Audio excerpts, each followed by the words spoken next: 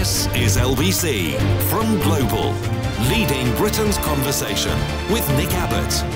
Hello, boys. Well, let's get back to it. Yes, let's get back to it. He said, My view is that when will white rich people with power ever get a break? A sharp explanation of breath, I think, says it all. This is text and tweets and messages from last night. The Tories are running dry. No more hook the duck for another appointment. You're talking about a fairground game. Most of us don't even know what each one of them is in charge of. Well, I bet they don't. They don't get a department for very long, do they? It says it's musical chairs, and it seems only one chair is left. GE now, says Daniel, and he's not talking about General Electric. Johnny says PMQs shames me as a British national. The arrogant screeching and laughing in this supposed adult and public service forum shows the contempt in which these braying elite Tory donkeys hold our nation in which they hold our nation. Sickening, he says. Mike says, I'm bullied, but only in a specific and limited way. Yeah. And Desiree says, we get Dowden and Braverman as replacements for bullies and incompetence because the party thinks that we have been insubordinate. A punishment for morals. Aren't we lucky? Thank you, sir. May I have another? Isabel says, did Nifty Sunak, nifty, shifty more like, slippery fishy, did he really say it was with great sadness when he accepted Dominic Raab's resignation? Which part of the resignation was Shifty sad about? I bet he wasn't sad at all, because if he hadn't resigned, then Shifty would have probably had to fire him. And he doesn't seem to be that strong enough to do that, does he? I mean, pretty much everybody else has had to resign under his watch. He hasn't actually fired anybody yet. Neil emails, someone just quoted Britannia Unchained. The most telling part is their reverence for a buccaneer spirit. That means piracy, doesn't it? We've been taken over by a bunch of cut-price Long John Silvers. Yeah, all those swivel-eyed nut jobs who wrote Britannia Unchained, they've all exited, haven't they? Stage left. Crazy Kwarteng, he's gone. Pretty Patel. You remember Pretty Patel, don't you? Yeah, that's her. Dominic Deckchair Raab. My name's Dominic Raab, and I'm a Tory. Yeah, I believe you. Liz Truss. Absolutely. Yeah, she's gone. And it only falls for Chris Skidmore to leave, and I believe that he said that he's leaving before the next general election. So sad to see you go, almost before we knew who you were. My God, that page has taken a long time to load. That was about 10 seconds. I was searching for this. Bye-bye. I was going to send him off, but it just didn't load fast enough. God, that took forever. Sitting there staring at a blank screen. But you know me, I never complain. whinging and whining and moaning. Yeah, those are the people who wrote Britannia Unchained. And right in the front of the book, it says, this book pulls no punches. Yeah, just like Dominic Deckchair Raab himself. My name's Dominic Raab, And I'm a Tory. I'm a Tory. Yeah, I believe you. Global lessons for growth and prosperity, it says. Yeah, that was the book in which they told us what they think about us. That I can't remember what the exact phrase was, but it was something like, the British worker is the most bone-idle layabout on earth. Something like that. I mean, I exaggerate a little bit, but not too much. These people hate us. And the reason, like I said last night, the reason that we have a low productivity rate in this country, much lower than France, much lower than Germany, much lower than Italy and America and everywhere else. I just reckon we've got the very best people in this country, much better than the French have, much better than the Belgians have, much better than the Americans have. That doesn't surprise me at all, because we're a much better country than every single one of them. Yes, we're much worse than every single one of them, Gav. And the reason is not because the British worker is bone idle, it's because the British manager takes all the money that the company makes and just awards it to themselves as a bonus for excellence in being them, rather than in other countries where they take the profit of a company and they invest it in that company. for the future. But nobody's remotely interested in the future here. They're just interested in the how much I can get right now. And that's the reason why the British worker hasn't benefited in the wealth that they have created over the past 50 years. You've got nothing. And you've got blokes like this, My view, who are behind that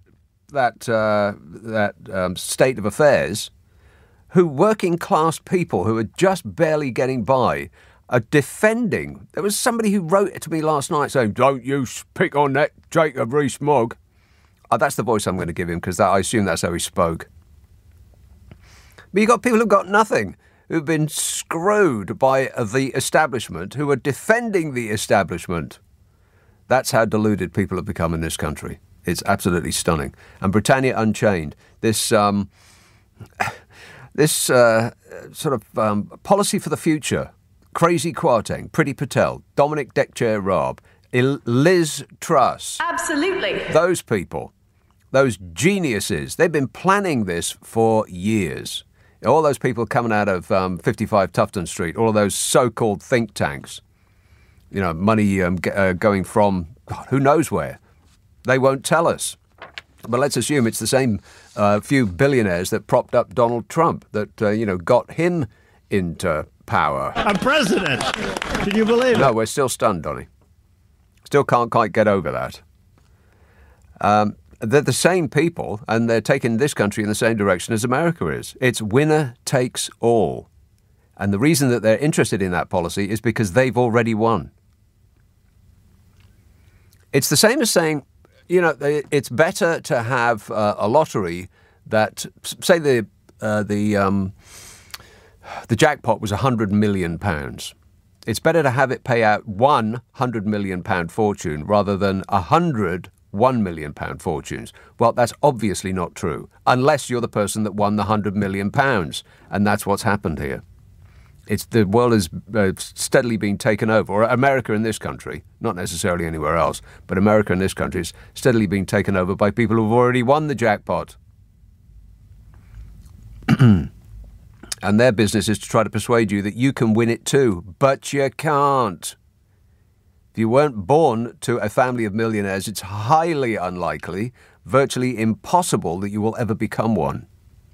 And yet you've got people who can't afford to eat, who are yelling in defence of people like Smug. My view is that people are so stupid they'll continue to support a system that is acting against their best interests. My view.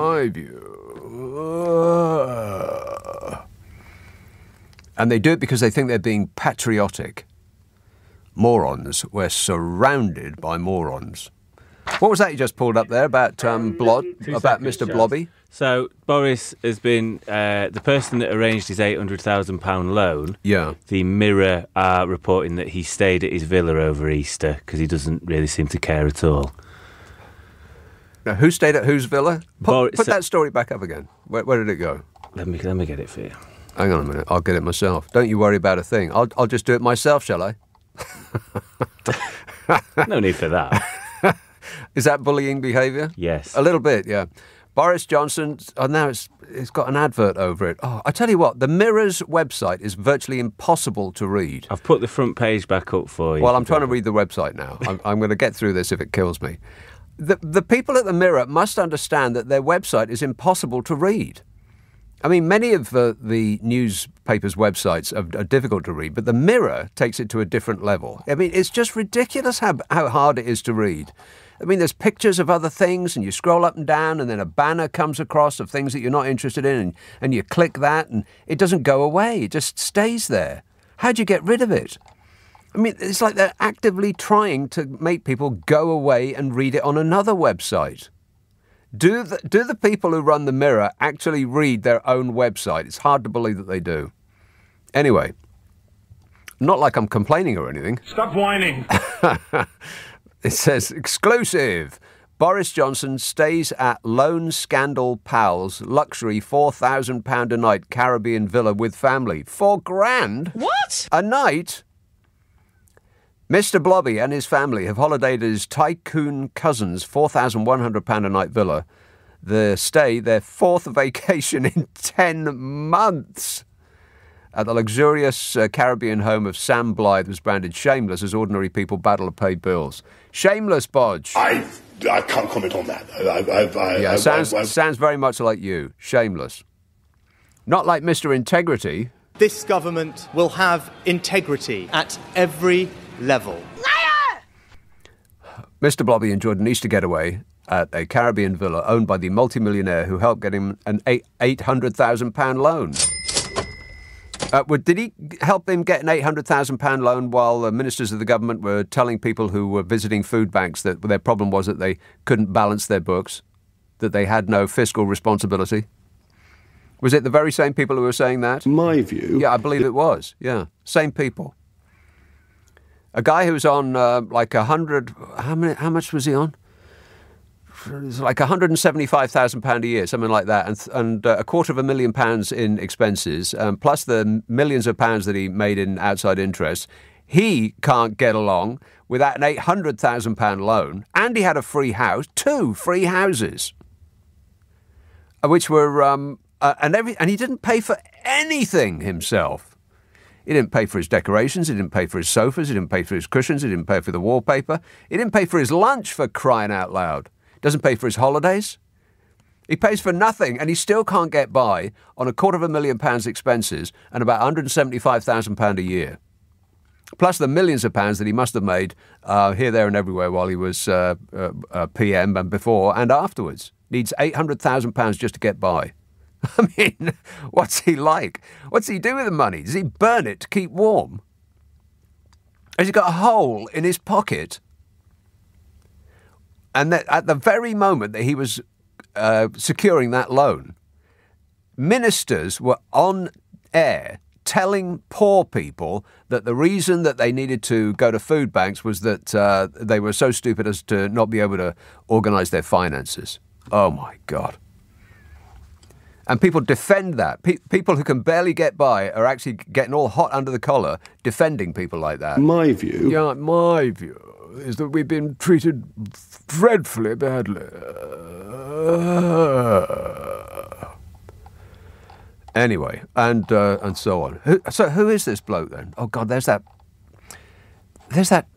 banner again. It's infuriating. People of the Daily Mirror, you've got to sort your website out. It is impossible to read. It's absolutely maddening. Not that I'm complaining or anything. Whinging and whining and moaning. I'm trying to be helpful. Am I being helpful? No. A little bit. Admit it. The ex-MP stated is with a report into blah, blah, blah, blah, and so on and so forth.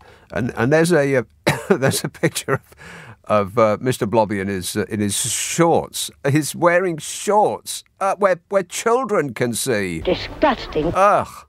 Get that off my screen right now. I mean it. 0345 606. Have I mentioned that I'm very, very ill? Stop whining. I'm actually feeling better today, so please stop with the remedies. I'm feeling much better. Thanks for asking. 0345 6060 973. Text 84850. Email nick@lbc.co.uk. And if you're on Twitter, it's at LBC. Friday, Saturday, Sunday night at 10. Nick Abbott, LBC. This is LBC with Nick Abbott. Call 0345 6060 973. Text 84850. Alexa, send a comment to LBC. I enjoy working with people. Yes, but some people more than others. And on that subject, Steve says, where is your fabulous assistant from? He sounds north of Watford. I can't understand him. Yeah, no, me neither. It's just like a series of grunts to me. I'm from Stockport, I'll have you know. I just smile and nod and hope that he doesn't, actually speak too much. Just remains... You say it best when you say nothing at all. 0345 6060 973. Is this your last show? Next Saturday. Next Saturday. All right. Okay. You see, they get a bit of... they get good. Just at the moment at which they pass muster, they get snatched away from me and shoved up the ladder. Isabel says, did Nifty Sunak really say... Oh, no, I've read that. Matt says... I popped into my local Q&B DIY shop today for some sandpaper. The assistant said, which grade? I said, unintentionally abrasive. Apparently, there is no such thing. No such thing, Dominic. My name's Dominic Raab, and I'm a tourist. I totally believe you. Hull. Hello, Charles. Oh, hi, Nick. I thought you were sounding a bit more chipper, but... I am. Oh, you are? Well, what do you mean, that's but? Good. But? But, and it's a big but. Yeah. What but? Sorry, carry on, sorry. No, you said I was sounding more chipper, but... Oh, well... implying that I'm not. Well, you know, I like to think that you still carry on no matter what. Yes. I'm under a tremendous... Not only am I very, very ill, but I'm under a tremendous amount of pressure, and yet all I radiate is happy-ness. That's me. Exactly. It's a brief one, by the way. Let's hope so. Yeah, you were talking about, you know, people working and, you know, my friend Bonzo, he lives down the way. Anyway, he worked for 2 years for a certain supermarket, you know, the top 4 kind of thing. Yes. Mm-hmm. And he's working, and he's shoveling trolleys around for £28 a week. Now, How much? Guy, Wait. £28 a week? How many? £28 a week. How many hours does he do? Oh, sorry, I've got it wrong. Oh, bum. 28 hours, sorry, right. a week. Right. How much does he get? Oh, God, what's minimum wage? Right. Carry on. Right, and he's intelligent guy, although he is a drummer. You know why he's called Bonzo, Led Zeppelin? A drummer? Right. Yeah. You mean he hangs... What do you call a man who hangs around with musicians? A drummer. Yeah. Yeah. Also, I mean, Bonzo from Led Zeppelin. Yeah. So, well, anyway... But after 2 years, they gave him 32 hours every now and then. So he gave up. He actually gave up. Because it was, after 2 years, it was ridiculous. What's the point of this call, Charles? Don't work for a supermarket. Right, not for 2 years, not pushing trolleys for 2 years. I mean, he must have been really inept at his job that they kept him pushing trolleys for 2 years. I mean, at least if he'd been in any way competent at his task, they'd have given him the seat next to the machine that goes boop.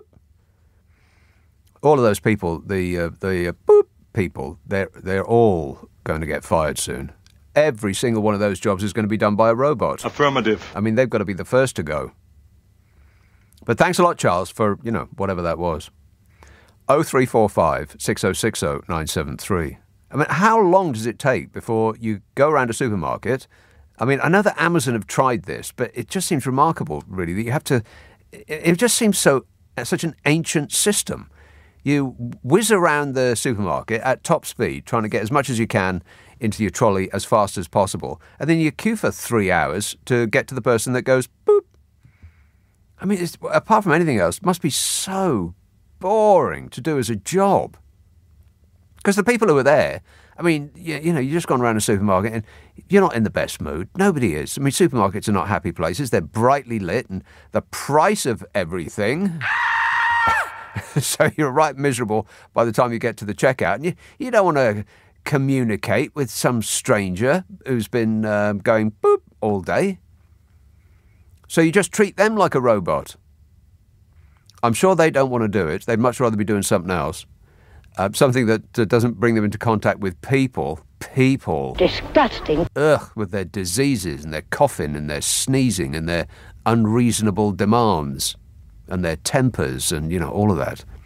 I mean, a plastic screen in front of you only goes so far, right? But to do that, and now, in what year is it? 2022, something like that, approximately. And we still have to queue to get our each and every one of the things we put in a basket to go boop, and then we get to put it in a bag. That just seems ancient technology, doesn't it? Why can't they have like a magic wand that you sort of flash it at everything that you've got in your trolley without having to pull it out, and it tells you exactly what it is, like magic. They should definitely get on with that. And they can thank me later. No, wait. I've changed my mind. They can thank me now. Thank you. 0345 6060 973. Southampton. Hello, Simon. Nick, good evening. Simon. Your caller, just as an aside to what I called in about, your caller Charles, is he still in contact with Bungle and Zippy or not? I have no idea. I'm trying to forget that whole episode. Now look, listener with material alert. Uh-oh. I want to speak about Rabdi Cesspit. Yeah. Rabdi. Oh, okay, right. Yeah, Rabdi Cesspit. That's not bad. Yeah. Thank you. Now, I actually hope that he is right. If he is under the impression that there is a group of activists in the civil service working against him. Yeah. Now, on paper, that's a terrible, terrible thing, and especially for our democracy. But by God, I hope he's right. Yeah. Somebody's got to be working on our behalf. Yeah, exactly. And if you remember rightly, there is still a tweet doing the rounds from the day they got the general election, from the day they seized power, that says, arrogant and offensive, imagine working with these truth twisters. So this is not a new thing. Whose tweet was that? That was from the civil service. It got out before anybody could stop it. Ah. And it still pops up on my timeline now every now and then. And so if it was right back then, it's going to be extra right now. Yeah, right. So I hope he's right. Yeah. I hope he's right. Yeah. Anyway, you can have that, Rabdi Cesspit. You can have that with my blessing. I appreciate it. Thanks a lot, Simon. I'll pretend that I came up with it. 0345 6060 973. Okay, this is a tweet. This is the tweet. My excellent glamorous assistant has pulled this out of the air. He said, the UK civil service, arrogant and offensive. Can you imagine having to work with these truth twisters? Huh. But what was the cause for that tweet specifically? Do we know? If I remember rightly, it was around Partygate. If you look at the dates, May 24th, 2020, and I think rumours were coming out and they were obviously very annoyed. Yeah. Whoever it was. And continue to be so. Yeah, with justification. Phil emails, the only reason why the other complaints were not proven against Deck Chair is because there was insufficient corroborative evidence for a lawyer to see beyond reasonable doubt. That has nothing to do with whether Raab broke the ministerial code. Well, every single one of them appears to have broken the ministerial code, except one. I followed the ministerial guidance at all times. Yeah, if you believe that, then I have a genuine made-in-China Rolex watch I'd like to sell you. Chelmsford, hello, Tom. Oh, hello. Briefly, just because you were talking about people working in the supermarkets. Yes. And, I did that on a couple of summers in a row, and I really enjoyed it. It was great. What did you do? What was your task? I worked on the tills, firstly, but then I was on the here to help team. I did the boop boop. Yeah, it was great. Was it really? I mean, how many hours did you have to sit there going boop? I think it was full time, yeah. So it was 8-hour days, sitting there just doing the same thing. Didn't you get, doesn't it sort of do your back in? Because it's a specific movement, isn't it? It's like, it's left to right, or depending on which way you're sitting, I guess. No, it was right to left. All right, right to left. But it doesn't that really sort of do your body in? Well, I mean, I was young, so I was quite flexible at that time. you were bendy at that point. I did volunteer. I did the trolley thing. I did that. I volunteered to do the trolley. Yeah. Because that got me out in the open air. No, but that implies to volunteer to do something implies that there's something wrong with that job that other people wouldn't want to do. Well, no, I liked it, and you had a little chat with people. It was like a brief little. When you meet people, you just get to say hello, and you just get a brief little. I think I'd rather push the trolleys than do the booping. The trolleys were okay, yeah. Because I assume by trolleys you mean you take the goods from where they reside outside and you pull them into the store and stack the shelves. Is that what it is? More or less, yeah. I think I'd prefer that than sitting with a parade of diseased people just passing in front of me. Only some of them were diseased. Most of them were okay, and it was all right. They did. I got locked in the freezer once. Well, that's not good. Yeah, no, I mean, looking back on it, I should have made a complaint, actually. Yeah. But, it was okay, and later on I got work in offices and stuff. Right, when they thawed you out. Yeah. Well, I didn't like that. I enjoyed working in retail. Yeah, I would have preferred pushing trolleys than working in the office. I think. I mean, office work. I enjoyed retail. Yeah. The managers were okay. If I was bullshit, that was my problem. And it was, it was all right. Yeah, it was paid okay. And, all right. Okay, an unsolicited testimonial. Thanks, Tom. 0345 6060 973. You can text 84850. Email nicka@lbc.co.uk. If you're on Twitter, it's @LBC. Friday, Saturday, Sunday night at 10. Nick Abbott, LBC. It's just past 10:30. The news headlines with Tim Daly. Abbott on LBC. Call 0345 6060 973. Right, so what are we doing? Given we are doing a radio show, it does remind me that I do a podcast with Carol McGiffin. I just edited lots of swear words. So many swear words this week. Carol McGiffin, you are a dreadful person. Disgusting. And that podcast is coming out on Monday. You should be warned, though. Warning, warning. I've only bleeped out some of the swear words. There was just too many. So if you don't like swear words, then start listening about 7 minutes in, because before that, it's not legal, decent, honest, or true. But if you wish to be amused, I think it'd be right up your alley. It's called What's Your Problem with Nick and Carol? And the idea is that me and her try to solve people's problems while laughing our faces off. Now, if you want us to have a bash at your issue, then there is an email address for you. It is nickandcarol@global.com. nickandcarol@global.com. And prepared to be totally satisfied. Oh, right, yeah. Ask for it by name on an internet near you. What's your problem with Nick and Carol? Right, Wimbledon. Hello, Chris. Hi, Nick. Chris. I'm a first-time caller, but I've been listening to LBC for about 20 years. And I just wanted to raise the point about sort of bullying in the workforce. Yes.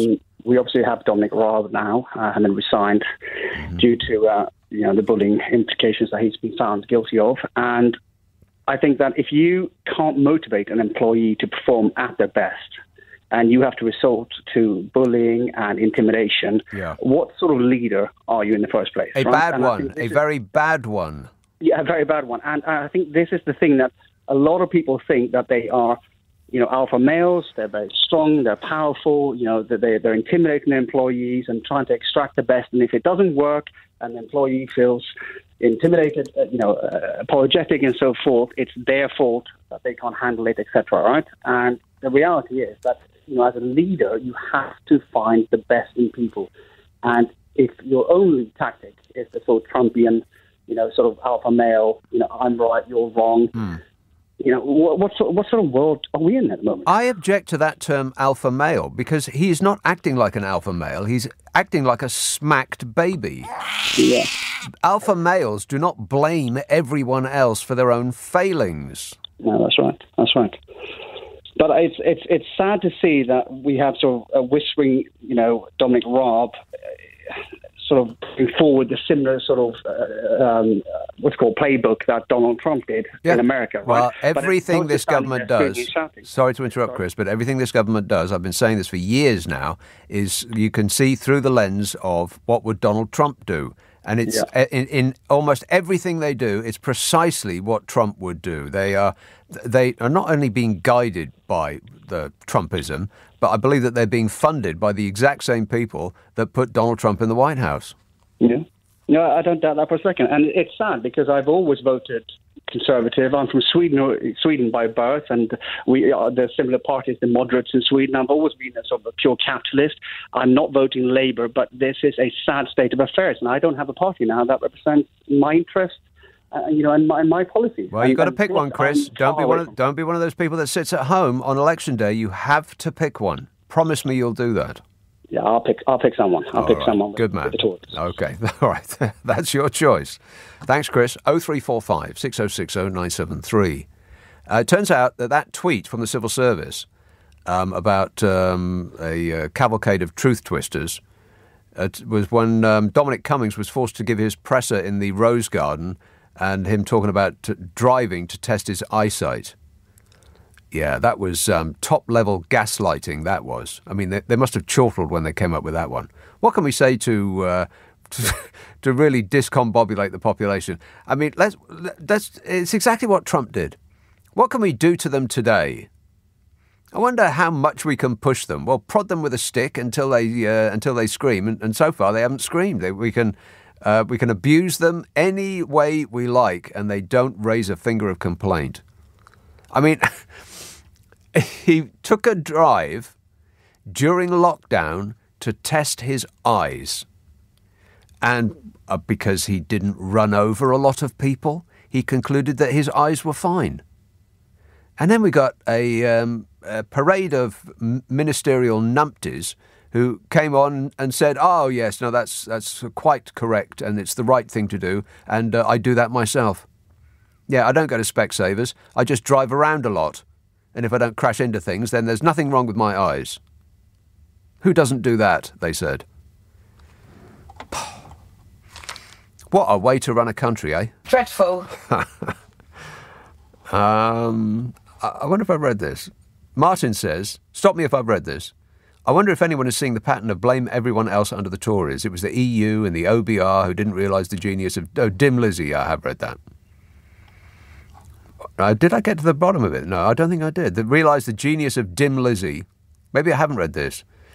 So, from the top, I wonder if anyone is seeing the pattern of blame everyone else under the Tories. It was the EU, it was the OBR who didn't realise the genius of Dim Lizzy. Absolutely. The Bank of England, well-known Marxist insurgents. The ONS, those pesky experts. The unions who work to protect workers' rights and counter Smug's assertion that holiday pay is not a moral right. My view. Yeah, exactly. And the people who would lose out if he got his way seem to be exercised to defend him. It's just, I just don't get what's happening in this world anymore. Other than people have been seduced by alternative facts. But it's not just alternative facts, really. It's an alternative universe that is being created. And it's not quite at the level of America yet, but it's getting that way. I mean, the next general election, if the Tories lose, what's the bet that they won't say, well, you know, we tried to bring in voter ID to stop all of this voter fraud, but it obviously didn't work because there were a lot of votes that were very suspiciously put Labour's way that should have been ours. I mean, you keep thinking that things that happen in other countries couldn't possibly happen here. They passed a law that means they can stop any protest they don't like the look of if people make a noise, if more than one person gathers at one time. If you'd said that was going to be the case in this country 20 years ago, people would have thought you were nuts. Oh, where did you get that from?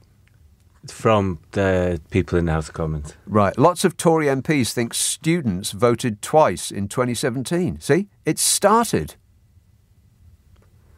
Forgetting how absolutely god-awful their Theresa May was. That's the message from next door. Yeah, Mrs. M. I think that in the recent list of PMs, Mrs. M is tip-toppermost among them. God, what an incredible thing to say.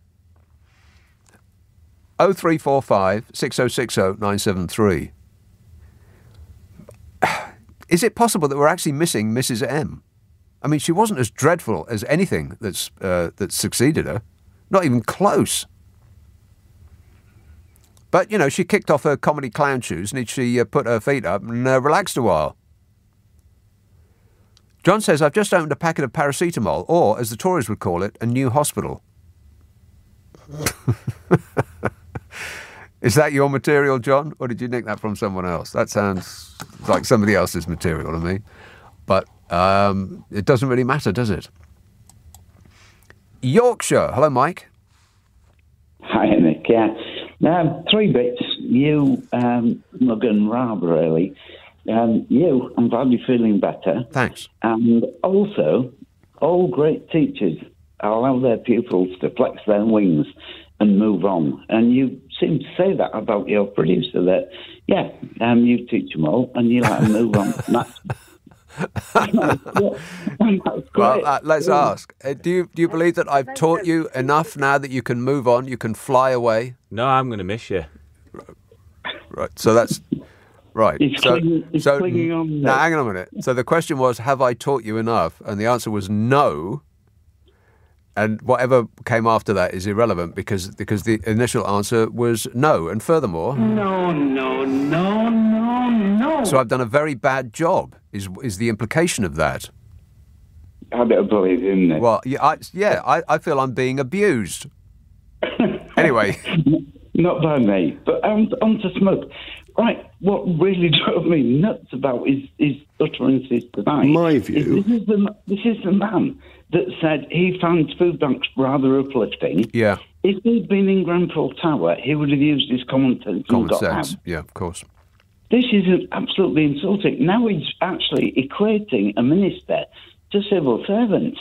And he's saying a minister has rights to blah-de-blah-de-blah. This is a man with a nanny.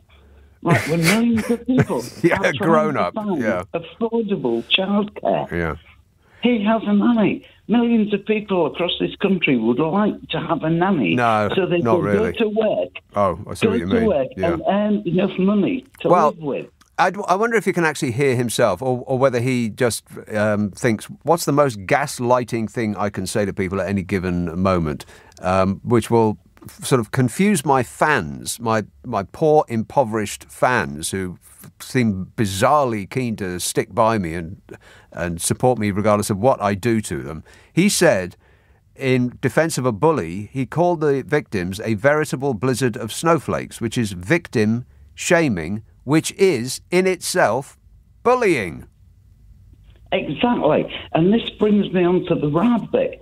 All his mates are now saying a minister should be entitled to criticise his staff.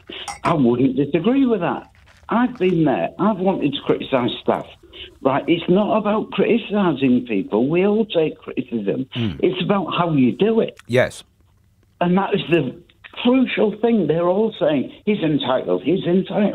Yes, he can criticise, but not the way you do it. I've been furious and I've wanted to go in and kick some bells out of people. But I've thought... Metaphorically speaking. Metaphorically speaking, yeah. But the way to improve performance is you go in and you say, look, things aren't working well. We need to sort this out. You don't go in and absolutely humiliate people. No, that's right. And yet they're making this about he has a right to criticise. No one would reasonably argue with that, Nick. Well, they're making it about he is the victim. Yeah, absolutely. It's victim blaming and then pulling the victimisation onto him. I know, it's just... But I'm really angry tonight. Well, he's very, very angry. Calm down. All right, thanks a lot, Mike. Calm down, mate. It might never Oh, no, that's right. It already has. No, if you're going to criticise people, then you've got to give them some medicine, but you've got to make it, you've got to sugar the medicine. You've got to make it a little bit sweet. Like if I told my glamorous assistant that you are completely hopeless in every regard, but you look great, that kind of thing. I'd be putting in a complaint to HQ. Glenn says, the Rabster was ambushed by snowflakes. I bet that won't be on his CV. Yeah. 0345 6060 973. Chris says Cruella Braverman could only be Home Secretary because she was elected in Fareham, where a cabbage wearing a blue rosette would be elected. There's been a Tory safe seat since 1885. Voter ID is a blatant way of stopping non-Tory voters. People, wake up and demand Labour bring in PR. Yeah, I'm very disappointed with Skier, because I think he's actually ruled that out, hasn't he? And the problem is that when a party gains power, they are... Have I done the break yet, by the way? Hello? Have I done the break yet? No. When a party gets power, then it is loath to give up any of it. And so if the Labour Party win the next general election, then they're going to be presented with with two possibilities: to cling on to power and assume that they're going to win the following general election, which I bet they won't, or give up some of their power in order to make Parliament more representative of the population as a whole, which is, of course, what would do the country well. But, nobody's interested in doing the best for the country. They're always interested in doing the best for themselves, which is why we should all be run by robots. Affirmative. 0345 6060 973. Text 84850. Email nicka@lbc.co.uk. If you're on Twitter, it's @LBC. Friday, Saturday, Sunday night at 10. Nick Abbott, LBC. This is LBC with Nick Abbott. Call 0345 6060 973. Tweet @LBC. Text 84850. Are you trying to be funny? Because I'm all out of laughs. Yes, precious few laughs left. Rona texts, every time I hear someone to say my view, I automatically repeat it a la Smug. My husband thinks I'm quite mad. I do this as well. Who's that? Is that you? Yes. You do that as well. My view. One of LBC's presenters says it a lot. Who's Don't that? tell him. Ali Mirage. When I do Ali later, he always says, and my view, and in my head. view? Yeah, that's what I'm thinking in my head. My view. Yeah. Well, you're going to have to tell him. Simon says, what are your thoughts on Fox News? Fox News! Massive court loss this week. Well, I'll sum them up for you, shall I? They got big problems, Fox News. Fox News! I mean, it is the number one network, supposed news channel in America. Not network, cable news channel in America. But the problem they have is this sort of fantasy land that they live in, that they've created for their viewers in order to get the knuckle-dragging mouth breathers on side, is now a universe that they can't escape from. Because if they stop telling the lie that Trump has been done down, not because of his own idiocy and incapacity for the job, but because of the forces of some mythical deep state ranged against him, and that Biden is going to come get you guns and make you eat lentils and all that stuff that those people are inclined to believe. If they stop, if they stop with that, there's not even alternative facts, it's an alternative universe that they've created. If they stop saying that, then their audience of dinglings is going to go to another station. And there's a couple of even more right-wing stations that Fox is terrified of. So they're stuck now. They have to keep peddling these lies that, why can't white rich people ever get a break? Those kind of lies. And that you're all in danger because of, because of wokeism or, all that stuff.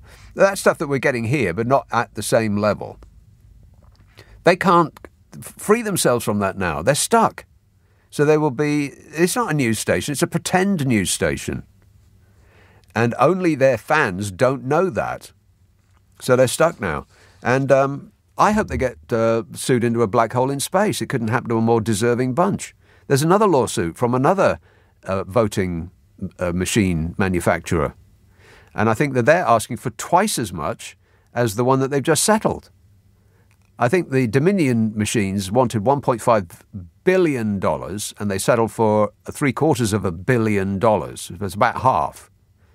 And I think the other voting machine company that's suing them, they want, is it $2.7 billion? So that's going to be a huge chunk if they lose that as well. But their problems don't end there, because I think their shareholders are in some number considering suing Fox News because of, everything that I've just described. So, one down, a few to go. 0345 6060 973. West Devon, Rose. Oh, hello, Nick. Hello, Rose. Hello. Listen, I've thought of this for ages, what I'm going to say, and this week things linked up. On Thursday, our conductor, John Elliott Gardner, was 80. The Proms programme came out. and I'm rummaging through my brochure. Yeah. And these lead to my point. What we need now is Beethoven, because we're passively under the cosh of bullying. Don't make me giggle. I won't say what I want to say. Well, when you said what we need right now, my mind went to Love, Sweet Love. It's the only thing that there's just Beethoven. too little of. Yes. Only much more as well. We're passively under the cosh of bullying, well, grasping government billionaires. That's undeniable. Yes. Now, 3 years ago, and I've never forgotten it, Gardner described Beethoven's music as a call to liberty from oppression. He said the composer never said his Fifth Symphony, da-da-da-dum, da-da-da-dum, was fate knocking. Never said that. And you can clearly hear it. It's a stirring to the multitudes or to the people. And Gardner said if the Viennese authorities had realised what this popular musician was saying, he'd have been incarcerated. Now, I think we can be infused with the spirit of this composer, with the massive structures he created. When did he write that? When did who write what? Da-da-da-dum. The Fifth Symphony. Because it is a portentous of a dark future, isn't it? No, not if you really listen. Well, the front part is da-da-da-dum. It's like, uh-oh, here we go. No, it doesn't have to be. No, I mean, if you hear it played in certain ways, ba-ba-ba-bum, ba-ba-ba-bum, and then what does he do with those four notes? It's just bloody incredible. I've got lost now. Well, he was very good at what he did. I don't think that's a controversial thing to say. No, I didn't think it was. No, I just said it. I didn't mean it was a controversial thing to say. No, I'm joking. Many people think Beethoven was quite good. Yeah, that's what I'm saying. Oh, yeah. Not bad. Well, I've got a date to give you a bit later if I get to the bottom of my thoughts. Well, you're going to have to hurry up, I'm afraid, because I'm almost at the top of the hour. But what point would you like to make? Well, we can be infused by this because you feel it. It bypasses thoughts. Beethoven's friends recorded what they call their democratic composer, his own words, when Napoleon made himself emperor, because he'd had great hopes for the French Revolution, you see. He flew into an endless rage, shouting, now he will trample underfoot all the rights of man and only indulge his ambition. He will set himself on high like all the others and become a tyrant. This was 1803, exactly 220 years ago. And here we are, belaboured by an aristocracy, is that the right word? Of profiteers that we've never known the like of in this country.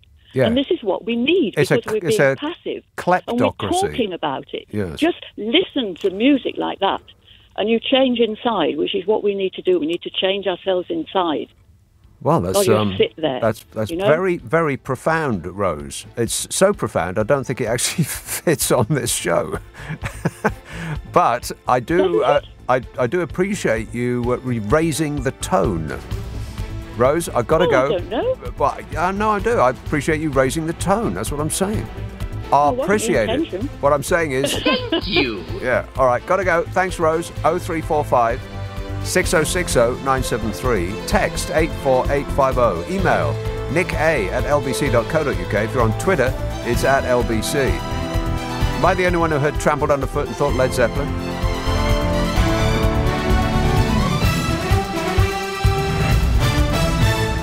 On your radio, on Global Player, and Play LBC. Leading Britain's conversation.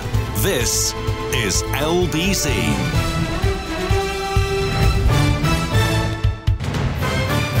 This is LBC from Global. Leading Britain's conversation with Nick Abbot. Hi, honey. How are you?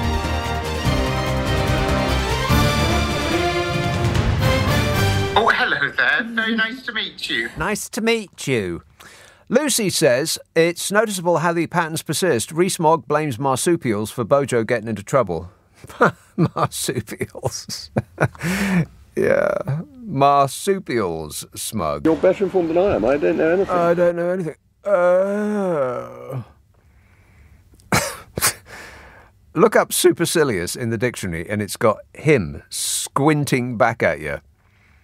Rees-Mogg blames marsupials for Bojo getting in trouble, and Raab blames activist civil servants for getting him into trouble. They still haven't taken back control, have they? No, that seems like a distant prospect.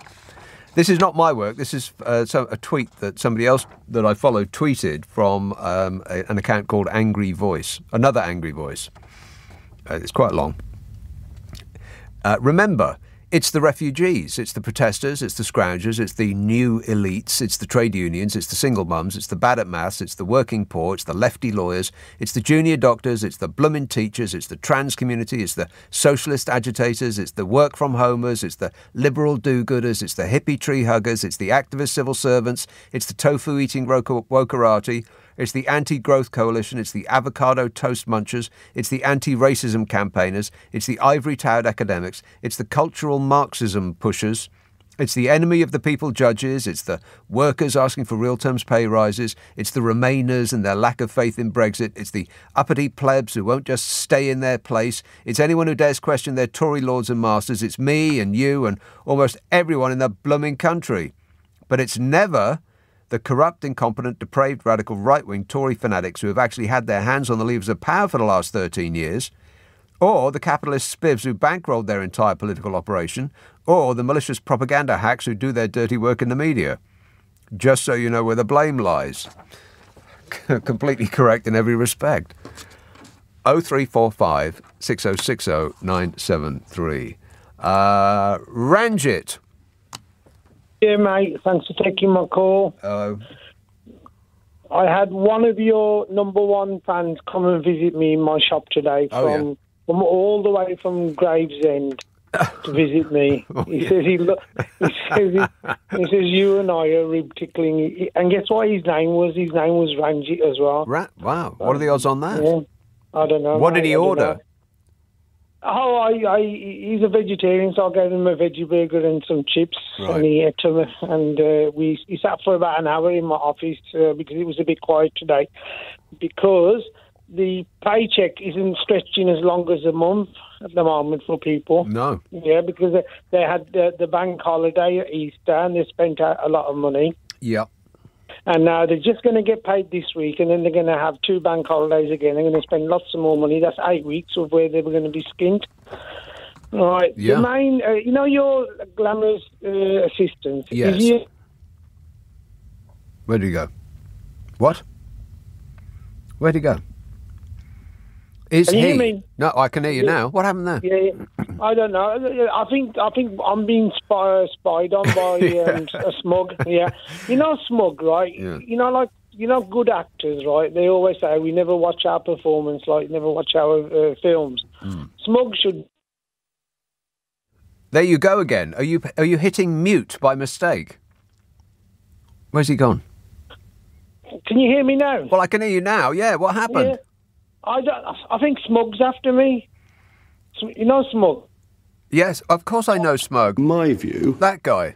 Yeah, he's got my phone tapped, I think, right? Because the thing is, right, he should just look at a couple of his interviews. If I was one of his children or something, or one of his... I'd feel ashamed. One of his assistants. Is that what he was?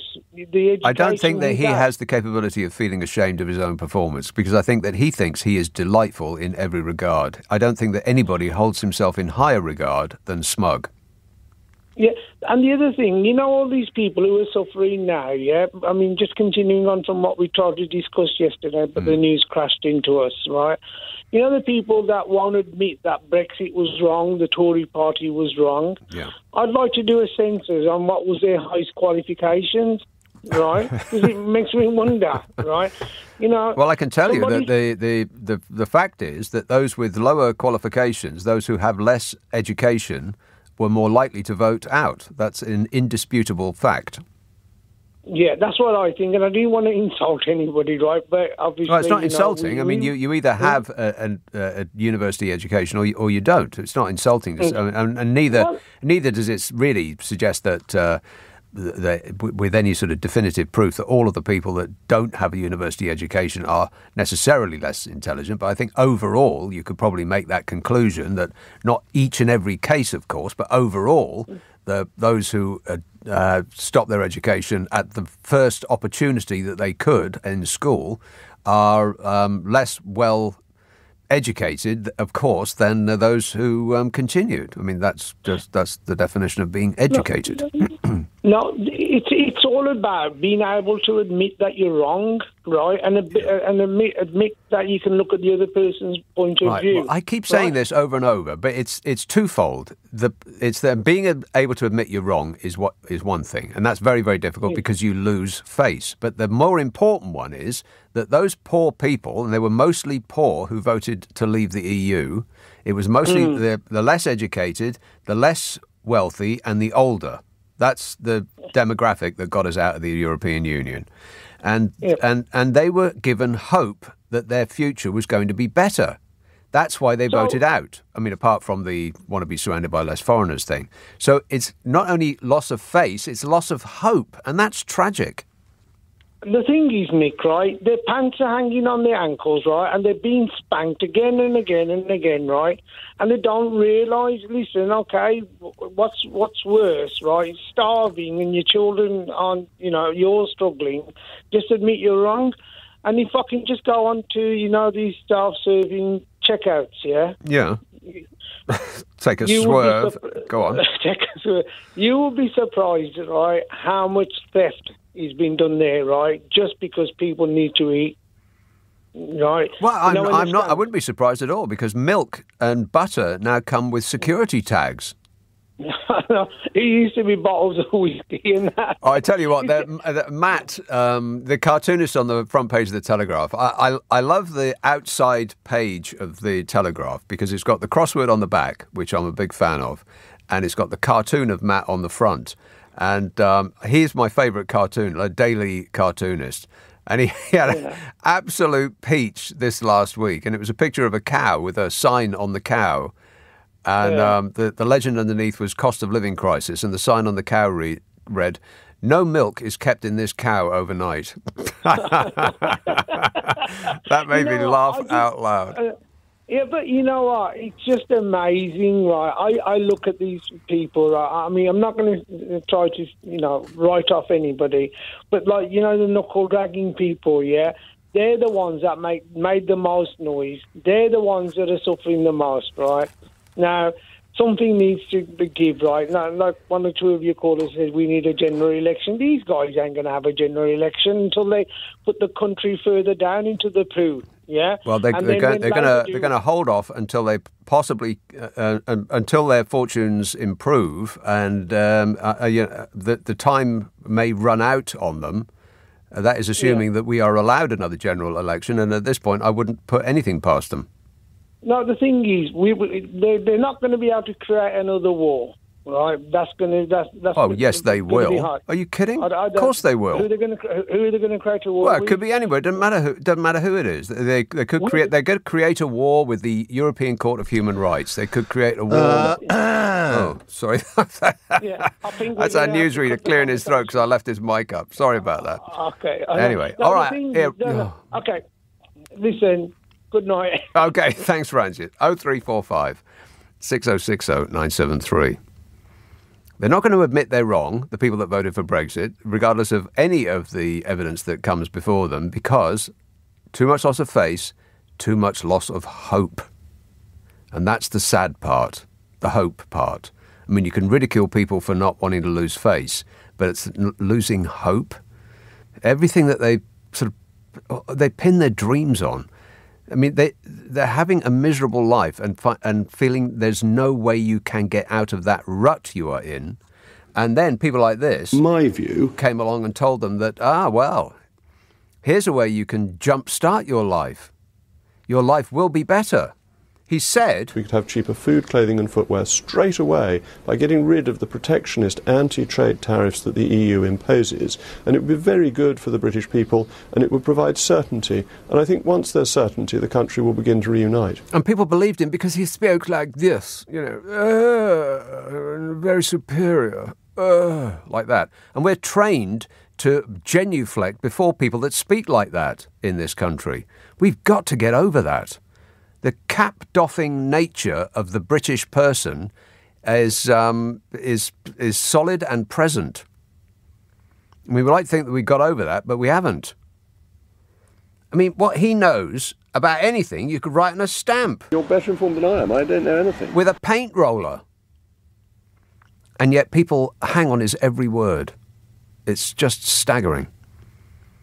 Every single thing that he said about Brexit has turned out not to be true. All of those people that were saying he doesn't know what he's talking about were written off as Project Fear. Not Project Fear, Project Fact.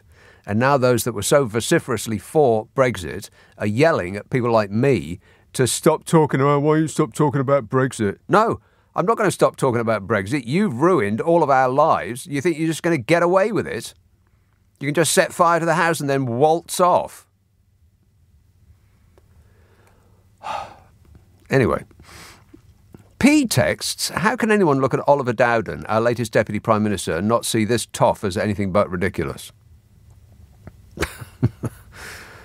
Jason says they don't want to solve issues, they want to fuel them and try to have a culture war over them. Immigration and boats and nurses' strikes and grooming gangs, they'd sooner draw specious battle lines than fix things.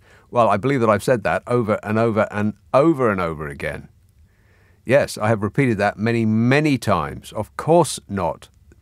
They don't want to solve anything. God, there was such a report in the Guardian today about the state of the conditions that people awaiting their asylum processing are living in. It was just horrible reading. And it was quite long. I wonder if I can, I don't know. Maybe I shall, maybe I shan't read some of it. It's just so depressing. And we got politicians saying that they're living in luxurious conditions. Liar! Yeah, prisoners don't live as badly as they do. Horrible. They're horrible, horrible people. And it's as though they're in competition with each other to be ever more horrible, just in order to cement into place their fans' affection.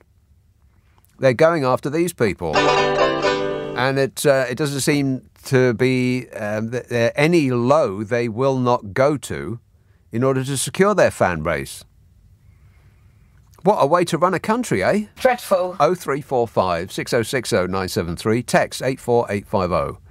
Email nick@lbc.co.uk. If you're on Twitter, it's @LBC. Friday, Saturday, Sunday night at 10. Nick Abbott, LBC. Nick Abbott on LBC. Call 0345 6060 973. Listen to him. He knows everything. Ratch texts, Rishi is a businessman. He should act like one. He's trying, but he's soft, unfortunately. Yeah, he's trying. I'm gripping it. No, he's not a businessman. That's the last thing he is. He's not a businessman. He's never made anything apart from money. He's a gambler, is what he is. He's part of that financial finagling racket. He bet on, what was it? He bet on, the Royal Bank of Scotland caving in or something like that. But one of the bets that precipitated the fall of everything that we hold dear, the 2007-8 financial crash, he bet on that and made out big time. Businessman. He's not a businessman. He's a gambler who got lucky. Businessman. Paul texts, the Conservative Party will win the next election by promising bags of sweets to the gullible and selfish majority. Yeah, how much for a vote? It's 10,000 sterling. 10,000 sterling.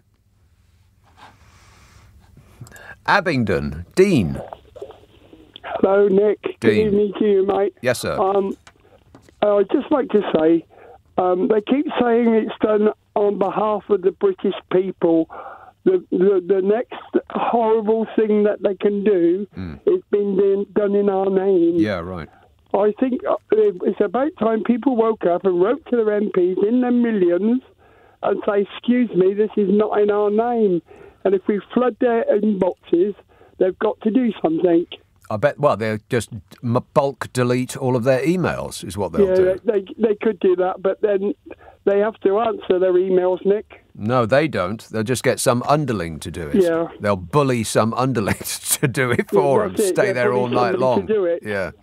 But if they flooded their inboxes, then and they keep flooding their inboxes, Nick, then something will be done, won't it? If people actually took an interest in what it is that is being done to us in our name, then yes, we might actually affect some change. Now, I'm not talking about protesting in the street. I'm not talking about going French, but just taking action in some polite way, en masse, and there's only so much that they can ignore. You're quite right. Yeah. If they do it en masse, yes, exactly. They can't ignore it forever. Precisely right. All right, thanks a lot, Dean. I mean, they are eventually going to have to appeal to our for our votes, aren't they? They can't ignore us forever unless they, close down any possibility of having another general election. And I keep saying it, and every time I say it, it sounds ridiculous. But so many things that were previously unthinkable have happened already. In this country, it is now such that the government can close down any protest by one or more people. If you make a noise, or if you disturb any business in the vicinity, or if any reasonable person, whatever the hell that means, would be discombobulated by your presence. In other words, if they don't like what you're doing, they can throw you in jail. And they just throw distractions at us again and again and again and again and again. And there's a giant one coming in a couple of weeks' time. Big distraction, huge. And you know what it is. It's His Majesty's sparkly hat dance. And the papers are whipping themselves up into a frenzy to try and do that to us too. To make us interested in the continuing royal soap opera. These are headlines taken from, I think, 2 days on the Mail Online. These are 2 days' worth of headlines in the Mail Online. All of these had huge stories with accompanying pictures below them. Princess Diana's jaw-dropping collection of jewellery, the fascinating stories behind her favourite pieces and the sparklers that have since been worn by Kate and Meghan Markle. The one question the Queen Mother banned people from asking. Is Kate Middleton's choice of practical yet stylish top-handled bags yet another sign that the Princess of Wales is now a queen in waiting? I hate headlines in newspapers that are questions. Is Kate's choice of practical yet stylish top-handled bag yet another sign she is now a queen in waiting? I don't know. You're the blooming newspaper. You tell me. Asking us questions. Anyway, that's three headlines so far, last couple of days. Post-honeymoon glow. Lady Amelia Spencer is reunited with her sister Eliza in Barcelona as she returns from her lavish honeymoon in the Maldives. I've got no idea who either of those people are. 5 fabulous years of Prince Louis. All the times the cheeky royals stole the spotlight and melted our hearts with his antics as Kate and William's youngest son celebrates his birthday this weekend. Oh my God, it's so infantile. He truly loves his wife. Prince William sends royal fans wild with gushing words about Kate on visit to Birmingham. And then royal fans go wild as Kate is spotted carrying her own £650 tote bag. Really? Did they go wild? Is that a fact? And how did that manifest itself? Were they pulling their hair out, running around the streets screaming, ripping their clothes off? In what manner did they go wild? Inside the Queen's Balmoral Castle study. Unseen photo of late monarch offers a rare glimpse of Her Majesty's treasures. Prince Archie's 4th birthday party will be a low-key celebration held at the Sussex Montecito home. Royal recycler Kate dressed Prince Louis in £58 hand-me-down shirt from Big Brother Prince George. Commons Speaker Lindsay Hoyle reveals the traditional coronation bed and issues an intriguing invitation to King Charles and Queen Camilla. Well, my mind's spinning. My mother Camilla married Charles for love, Tom Parker Bowles says. Camilla's coronation companions revealed. King Charles is desperately trying to heal the royal rift with Harry and Meghan ahead of his coronation, with Olive Branch's decision to include a photo of the Sussexes in the ceremony's official souvenir programme, experts say. A bridesmaid to the Queen is denied a coronation invitation, and Sarah Ferguson wasn't invited to the coronation because it would have provoked criticism which Charles doesn't need, experts say. 3 days. Maybe 3 days at most of headlines. And that's not even including all of the ones about Hazard and Sparkles. I mean, they barely even got a mention. I mean, they are ramping it up. They're so desperate for us to keep our interest up because, what else are they going to write about in a slow news day? 0345 6060 973. I mean, they can see us losing interest. Because after the Queen, nobody really feels that bothered about Charlie. I mean, he's not the sort of person to be sort of emotionally attached to, really, is he? I mean, when the Queen was alive, did you really hang on his every word? Were you keen to hear his latest thoughts about vegetables? No, of course not. And like I've said many times before, he doesn't waft around in a pastel cloud of loveliness like the Queen did. He does not light up a place when he walks into it, like the Queen did. And so there's just no interest there. And that really terrifies the establishment, for one, because it's a perfect distraction from everything that ails us. Just throw something sparkly in there and people will forget that they're starving to death. But it terrifies the press even more because what the hell are they going to write about? Hartlepool. Hello, Jamie.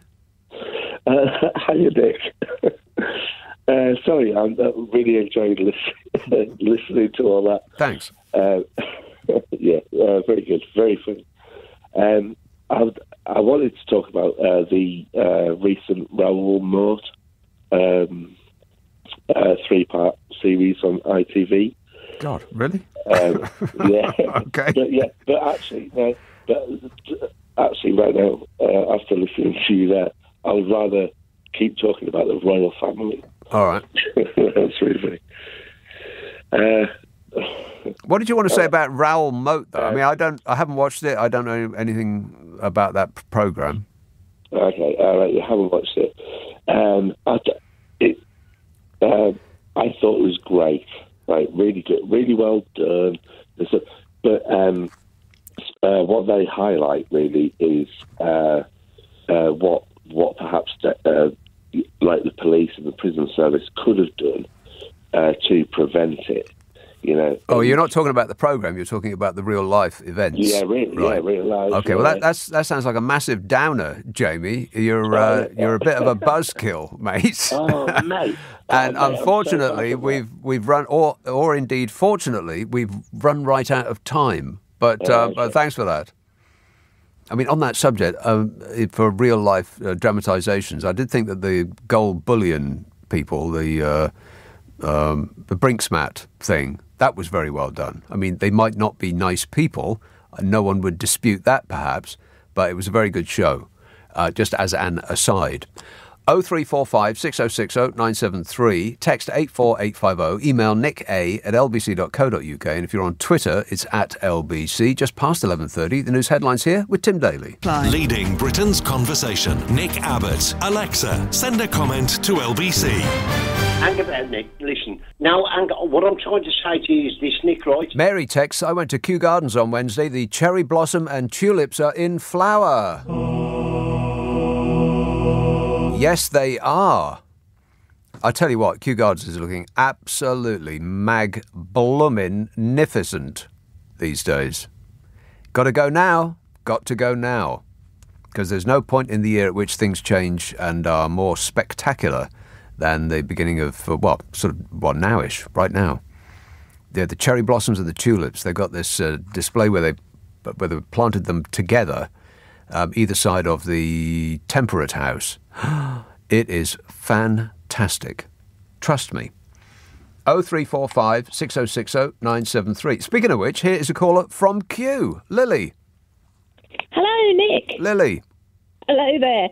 Well, I just want to, I hope not bring the tone down a bit, but I want to mention poor old Barry Humphries, who passed away today. Ah, yes. Yes.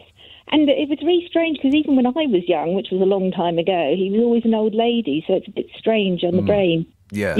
Yeah. And I wanted to say that he had one of the expressions of Dame Edna is something that I live my life by, and it's not on the level of profoundness as Rose, but it's, are you ready for this? Go on. He said, if you don't laugh at yourself, you could miss the joke of the century. And I do think that is a very good thing to live your life by. I suppose so, yeah. Yeah. Yeah. Did you ever see him live? No, I didn't. Oh, no. it was quite something to see. Was he? Yeah. Oh, right. Yeah.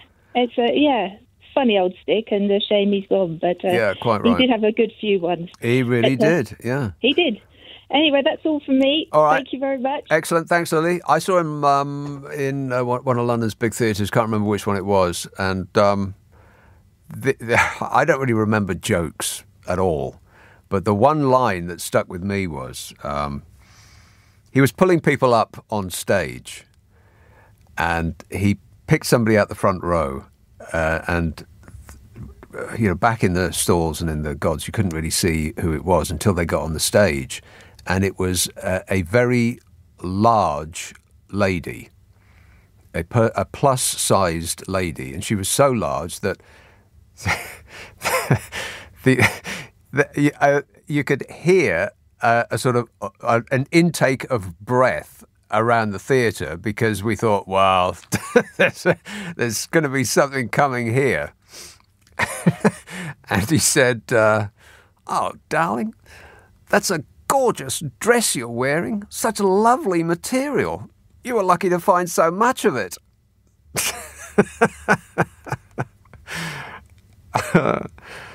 Can we play the Barry Humphries This Morning footage? What is that? Did you not see it when he got Dermot O'Leary mixed up with Philip Schofield, and then chaos then ensued? Nobody told him. I did. Well, I've heard of it. Yeah, it's very good. But that's surely copyright This Morning. Yeah, I would think so. I don't know. I think they would be quite upset if we just nicked their material. We could credit them. No. Yeah, I think we probably have to put it through the lawyers first. So it's a big no from me. No. No. But thanks for asking. 0345 6060 973. St Leonard's on Sea. Tracy. Hiya. Tracy. Hello. Yes, Tracy. Right. I need to ask you a question. Need sounds like strong. Okay. If it's something that you need to do, go ahead. Right. We're all told we're using too much energy everywhere. Are we? Well, that's what we're told. Okay. But rich people can send rockets into the sky to blow up, and they're using so much energy. Yeah. How can that be right if we can't turn on our boilers? To keep warm. You're laughing. Yeah, that's a good point there, Tracy. Yeah. Elon Musk has sent up that rocket that blew up. Yes. That probably uses more energy than the whole of England. Yeah, in a year, probably. Yeah, something like that. Massive. How's that? I'm not energy expert. I'm not extinction. I'm not anything like that. No. You have no idea what you're talking about on this or any other subject, which makes you prime ministerial material. Thank you very much. Yeah, no problem. I think that Elon Musk is probably mitigating the energy that his rockets use by driving around in an electric car. Oh, so that equates it, doesn't it? Yeah, or something like that. You know, he has photovoltaic panels on his roof, which bores his cattle. He's giving back in some small way. Yeah, no, it don't make no sense to me, Tracy, and neither does it make any sense to actually go back to the moon at all. I just don't really understand why. What's the point? But let's try and fix problems down here before we start to ruin other planets, eh? Exactly. Exactly. Yeah. All right. I don't believe in extinction or anything like that, but I can't equate what they're doing to how we have to live now. Right. OK. No, me neither. All right. Thanks a lot, Tracy. Well spotted. 0345 6060 973. Am I actually on today's tweets and emails yet, or am I still wiping up last night's? This is the last one about Genesis. Is it? And then we're on today's? Then we're on today's. God, I need like another show just to get through. Yes. I'm still using last night's texts and tweets. I haven't got onto today's yet. And we've got how many pages? 8 pages of closely typed messages. So finally, Cliff texts, best post-Gabriel Genesis album is Duke.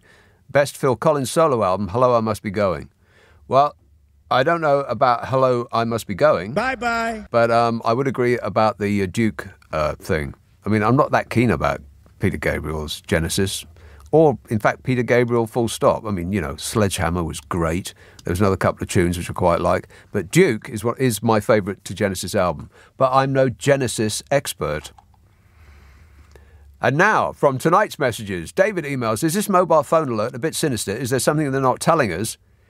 Is something serious about to occur? What do you think?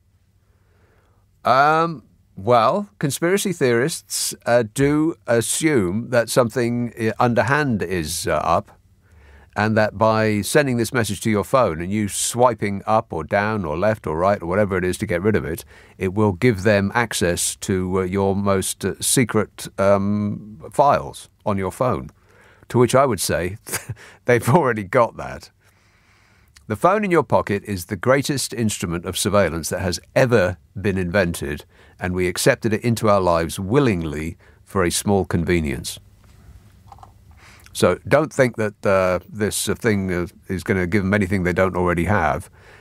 Maybe we should just assume that it is, what it says on the tin, that it is actually intended to protect us. Although Smug, his view is that it's interfering nanny statism.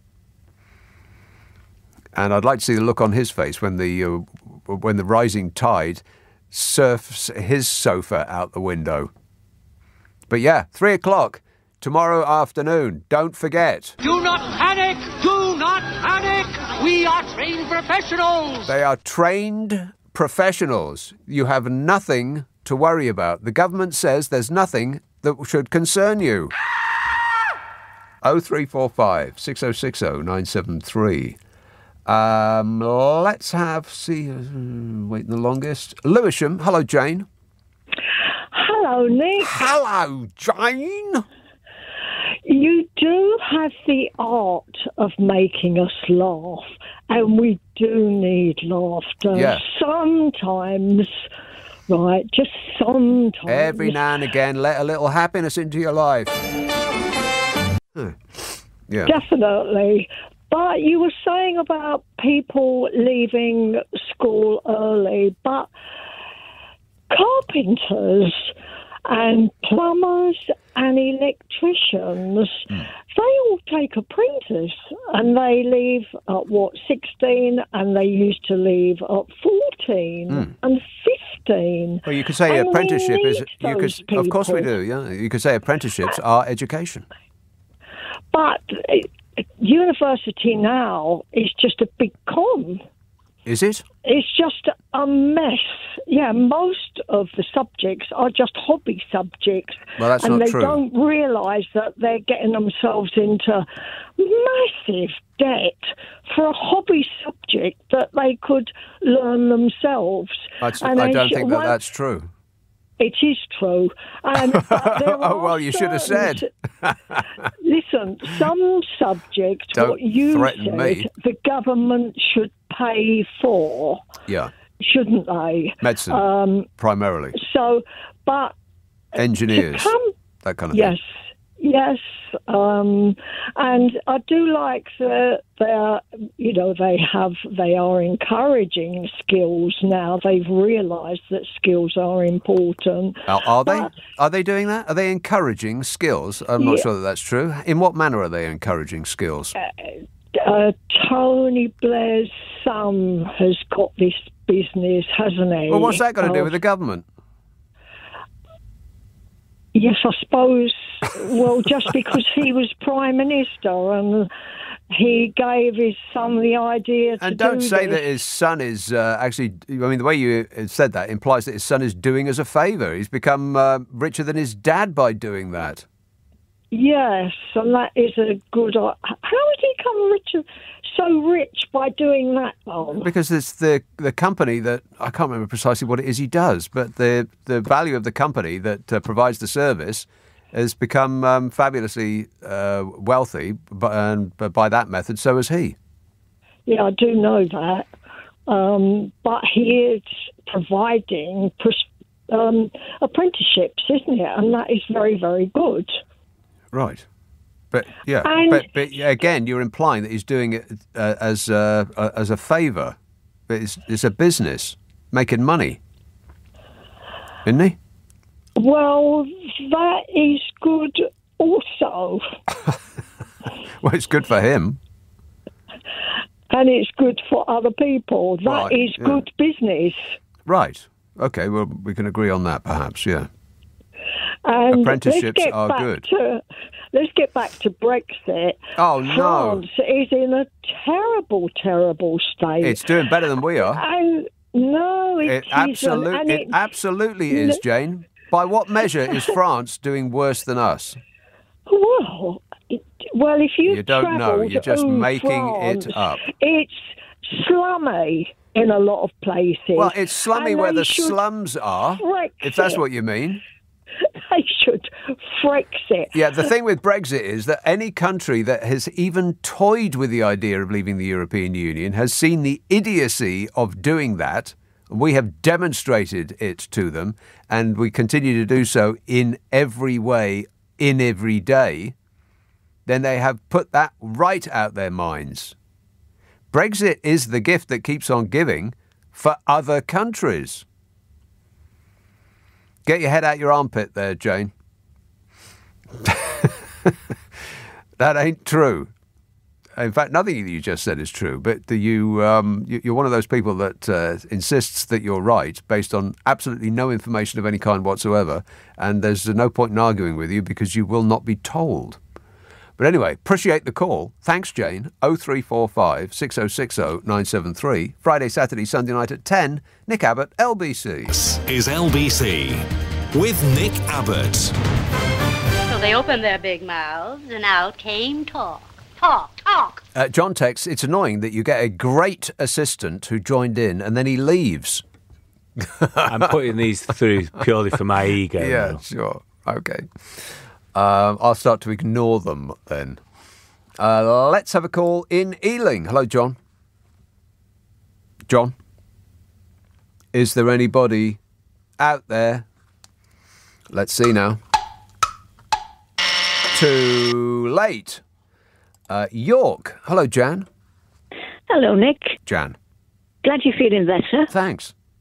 Earlier you were talking about Barry Humphries. Yes.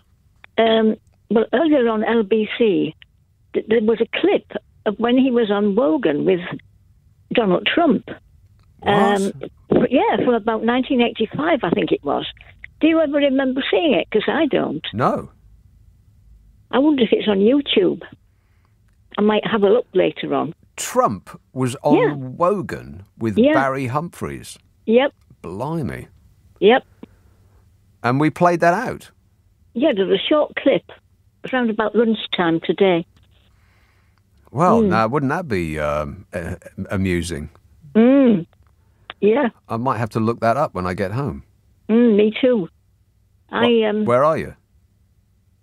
Where are you? What do you mean, where am I? Are you not at home?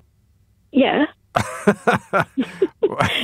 I haven't got around to looking it up Oh, yet, I see. that's all. Right. So you don't have to wait till you get home because you're at home already. I'm at home. You can look it up any time you like.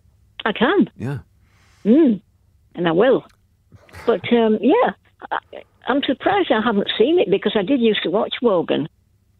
I didn't really. Didn't you? I suppose I would have looked at who he had on to see whether I was actually interested in them, but overall, no, I didn't really, no. No, I did. I used to watch, I think I watched him every night.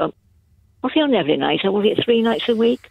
I can't remember, Something but there were. There's been many attempts to try to emulate the success of American talk shows, and but I don't think they've ever quite understood that the success of American talk shows is not down to the guests; it's down to the writers writing material for the host. And what they do in America is they throw a massive amount of money at content. Whereas in this country, we rely on like 1 or 2 people at most to come up with jokes for the host to say at the beginning of the show, which means that they run out of material really quickly and it's often not funny. I would point to, who's the guy who does the big show on BBC One, the camp guy, Graham Norton. Graham Norton. Yeah, he does a joke or two before he sits down and does the interview thing, and they're always lame as hell. Terrible. I don't watch that. Because I imagine that he's got like 1 or 2 people writing his jokes for him. Whereas in America, if it's an hour-long show, a half an hour will be the host doing his routine. You know, he'll do a stand-up and then he'll do sketches and whatever it is. And then the guest will come out. And so we're doubly hampered in this country because, A, we don't have the kind of guests that they do in America when, you know, we rely on movie stars and, famous people like that. And they're all in the States. So if an American host wants them, then it's just a small plane ride or car ride away, but they've got to fly all the way over here to do one of our shows, which is why we see them so infrequently. And we there just seems to be a resistance in this country to pay money for good material. Although I do think Morgan was good. He did have some really good guests, I think. Yeah, well, I don't know. Yeah. I mean, like I said, I didn't watch. No, you've got like Michael Parkinson either, do you? I don't believe I've ever said that, but it was a different type of show. I thought you said once, you weren't keen on him. But I think he was good. Yeah, he was good at what... I get the feeling that he thought he was better than he actually was, because he kidded on that he was doing this in-depth personal interview, but he was doing it in front of an audience of 100 people. There was nothing nothing personal about it. Asking them questions about their childhood, like he was a psychologist. But that's not what people tuned in for. They tuned in for Billy Connolly to do a gag about his friend burying his wife with her bum sticking out the ground. You remember that? Bicycle rack, you mean? Exactly. Yeah. Very good. Yeah, it was. Yeah. Yep. I saw a thing about Billy Connolly just recently, and he sort of cited that as really the joke that lit up the nation, and suddenly he was, front of mind for all of us, and it really sort of put the rocket fuel under his career. And I do recall seeing that live and practically falling off my chair when he said it. Yeah. I'll just tell you something else that I saw. I saw part of it tonight. Right. Little Richard, King and Queen of Rock and Roll. Where did you see that? It's on BBC Two. BBC Two. I only saw the first half hour though, because it didn't. It finished at 11 o'clock. Right. So I haven't seen it all yet. And it's called Little Richard, the King and Queen of Rock and Roll. Yeah. That's quite funny. Yeah, it's pretty good. Yeah. All right. Thanks a lot, Jan. Okay. Cheers, my dear. 0345 6060 973. So what is this you found? Bear with us, Mark. It's the clip, but I don't know what's in it, so we might want to check it during the break. All right. Okay, we'll do that. So it's also 3 minutes long, so that's quite a long time. I think. Yeah, okay. All right. So we've actually found it. It does exist. Dame Edna and Donald Trump on the same show together. Now, were they in conversation with each other? Yeah, they started chatting on the sofa, it looks like. Right. Well, I hope that Dame Edna ripped him apart. That's what I'm hoping. We'll find out. 0345 6060 973. Claire emails, why do they put you in the broom cupboard and James O'Brien in the Starship Enterprise. Well, there's a very good technical reason. Every other host gets to, this is absolutely not a call for me to be put in that studio, because I would not like that. But we've got a fantastic facility here, which you can see every other show on. If you go online or go on Global Player, you can see them sat in this amazing studio, and it looks like the deck of the Starship Enterprise. I am in the broom cupboard because this is I'm sitting in the sort of producers gallery in the second studio. Because the producers gallery in that studio is equally luxurious and cavernous, and there's just way too many buttons and so on. So I'm in the sort of backup producers part of the studio because I run my own desk. I'm the only host on LBC that actually runs my own desk. So I'm doing 2, 3 or 4 people's jobs at once. But you know me, I never complain. Whinging and whining and moaning. It's not a complaint. I like it this way. I mean, I've always run my own desk, so I'm the only one left who does that now.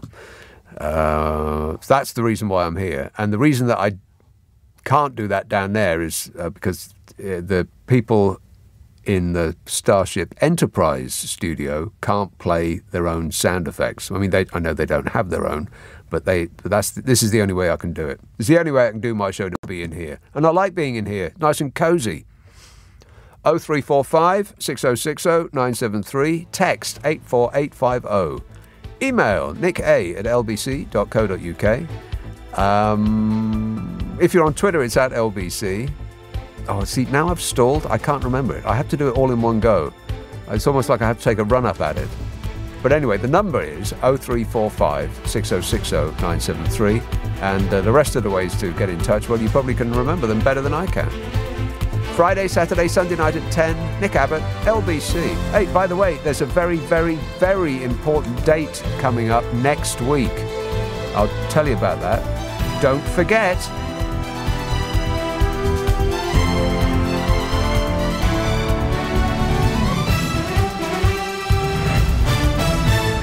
On your radio, on Global Player, and Play LBC. Leading Britain's conversation. This is LBC.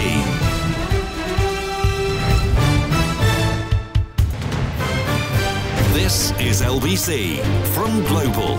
Leading Britain's conversation with Nick Abbott. Hello, boys.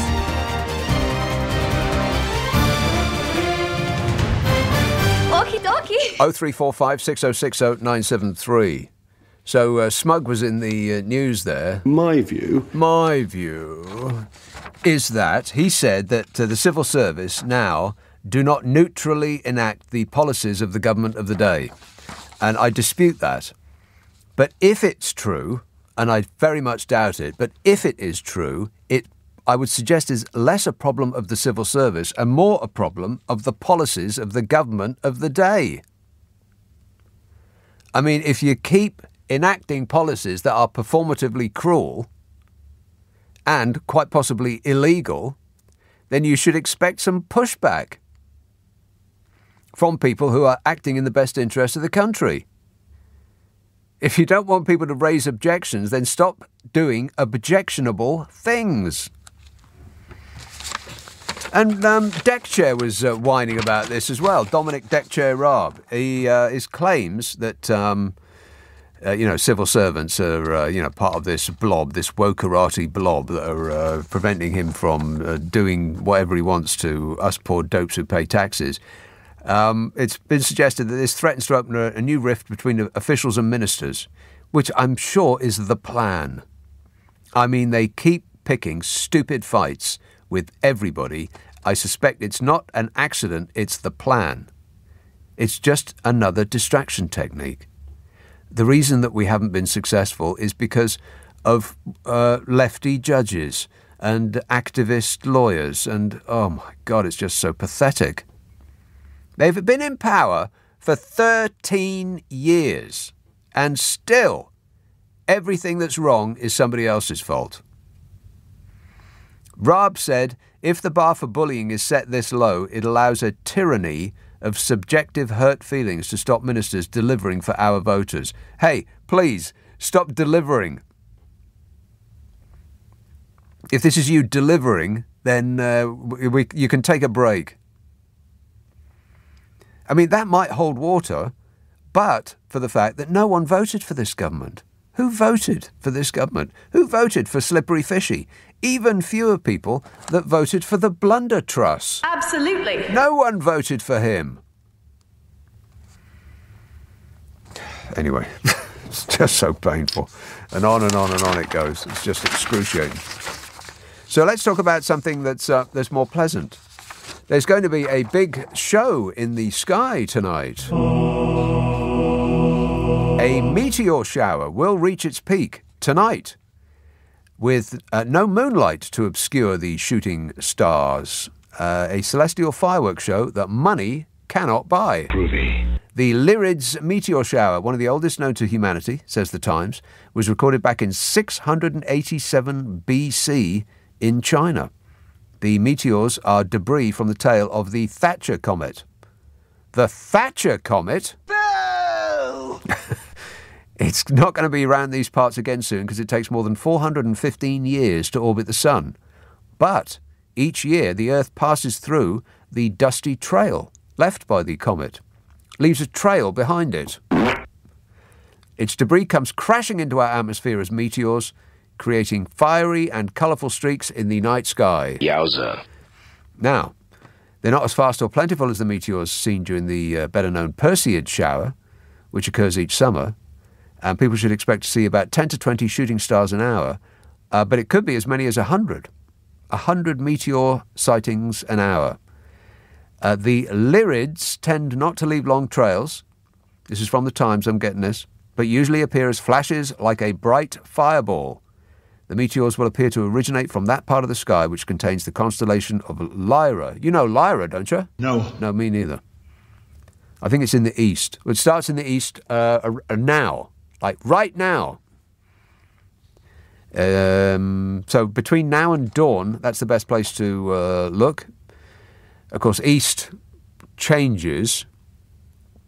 East doesn't change, but what's in the east when the sun goes down does change over the course of the night. Don't ask me. I've got no idea what I'm talking about on this one or any other subject. But look up and you may be amazed. But, and it's a huge but, the big problem for people who hope for a spectacular celestial show is going to be the weather. It's expected to be cloudy across most of the country. Ain't that always the way? But, you might get lucky. I'm going to stand, when I get home, I'll stand outside and look at the sky for 5 minutes tops. Because, you never see anything. You stare and you stare and you stare, and then you look away for a second, and the person next to you goes, oh, there's one. And you look up and it's gone. 0345 6060 973. Bodmin. Malcolm. Nick. Malcolm. More stupidity after yesterday's stupidity, sir. More? Yeah, a lot more. You've looked at the Bodger holiday thing. Yes. And people keep saying it's the man who backed him for a loan. It's his cousin, for God's sake. Right. It's a distant cousin, but it's a cousin nonetheless. So his grandparents were siblings, or his great-grandparents were siblings, or something like that. Well, the news... Well, who doesn't get £800,000 loans from their cousins? I mean, I know I don't. But it wasn't the cousin that was... the cousin wasn't lending him at the 800,000. Right, he was acting as a guarantor. Yeah, whatever. The big story on that is that a man who earns the best part of 200 grand a year, plus £250,000 in expenses, can't organise his affairs while criticising those who go to food banks for not being able to be financially prudent. The nerve on that man. Well, Smug this evening, or this afternoon, he's come out and he said there was a blizzard of snowflakes, referring to... It sounds pretty bullying to me. Well, he needs to listen, Smug needs to listen to your weather forecast on a Friday night, because what hit Rab wasn't a flurry of snowflakes. It was an absolute storm of giant hailstones, and they absolutely smashed him, he thinks. So he needs to what did for Dominic Raab is the same thing that did for Boris Johnson. Their own behaviour, not outside forces ranged against them. It was their own behaviour that caused their downfalls, and they just won't admit it, like babies. Well, look, a pair of the sacked ministers are making news tonight, or more news, I should say. Go on. Lord Swire, Lord Hugo Swire, who was a Devon MP, he has apparently come out this evening and he has said that Dominic Raab is too big a talent not to make... He's too big a talent not to make a comeback in some capacity. Yeah. And the other sacked minister, Sweller, she's making news because she has said that she's not going to let anybody stand in the way of the will of the people. And furthermore, she is going to introduce, or she introduced it Friday night, and it's going to be in Parliament next week, a bill which restricts British courts and the European Court of Human Rights yes. from making any judgments on the government at all. Now, we've heard this before. Where does that lead to, Nick, when the British government cannot be touched by any court anywhere? Well, I'll tell you I'll tell you what it leads to in the short term. It leads to a fight with the European Court of Human Rights, which I believe is the actual purpose of all this. It's just stoking continual fights with people in order to try to keep their fans happy. Yeah. Now, if all of that wasn't enough, a fella called William Ragg, who you know, being the keen politics. Yeah, the former chair of the Public Administration Committee. Yeah. He has brilliantly come out, and last night, after some sherbet maybe, and he started... I know, it's priceless, yeah. News on Twitter, yes. And he said that he reminisced about Suella, and he recalled an occasion when she first became an MP, when IPSA, the independent, whatever it is... Parliamentary Standards Authority. Yeah. She asked, could she claim for a speeding ticket on parliamentary expenses? What? Yeah, I know. Yeah. I mean, that is absolutely priceless, is it not? It's this government up and down. Yes. Not quite straight. You could say that, yeah. You could say that, yeah. All right, excellent work. Thanks a lot, Malcolm. Leave it with me. A fellow Tory MP has claimed that Cruella Braverman asked parliamentary authorities whether she could claim a speeding ticket on expenses. What? Can you believe it? William Ragg, the former chair of the Public Administration Committee, made the claim in the series of tweets in the early hours of Saturday morning. He wrote, "This evening, having kept quiet for a while, I was struck by the lamentable hopelessness of the Home Secretary, remembering particularly her first week or so as a Member of Parliament." That's Cruella Lamentable Hopelessness Braverman. He said, "The clearest recollection of our Home Secretary's legal acumen came from day one as an MP. We had a presentation from expenses watchdog IPSA. Her question to IPSA concerned whether a speeding ticket incurred during the course of parliamentary duties could be claimed on expenses." Rather embarrassed, the representatives from IPSA said no. And furthermore... No. I mean, really? Can you believe these people? It's just staggering. Is this the best that we have at our disposal in this country? Are these the best of us, these people? Never mind about that. Are they the best that the Tory party has to offer? If this is the extent of their talent pool? It's more like a primeval ooze than a talent pool, isn't it? Ragg said, "Thank goodness our nation has been blessed with such a fine Attorney General and Home Secretary. Carry on. Bradman was Attorney General before being named Home Secretary. I mean, just amazing. Can I claim a speeding ticket on expenses?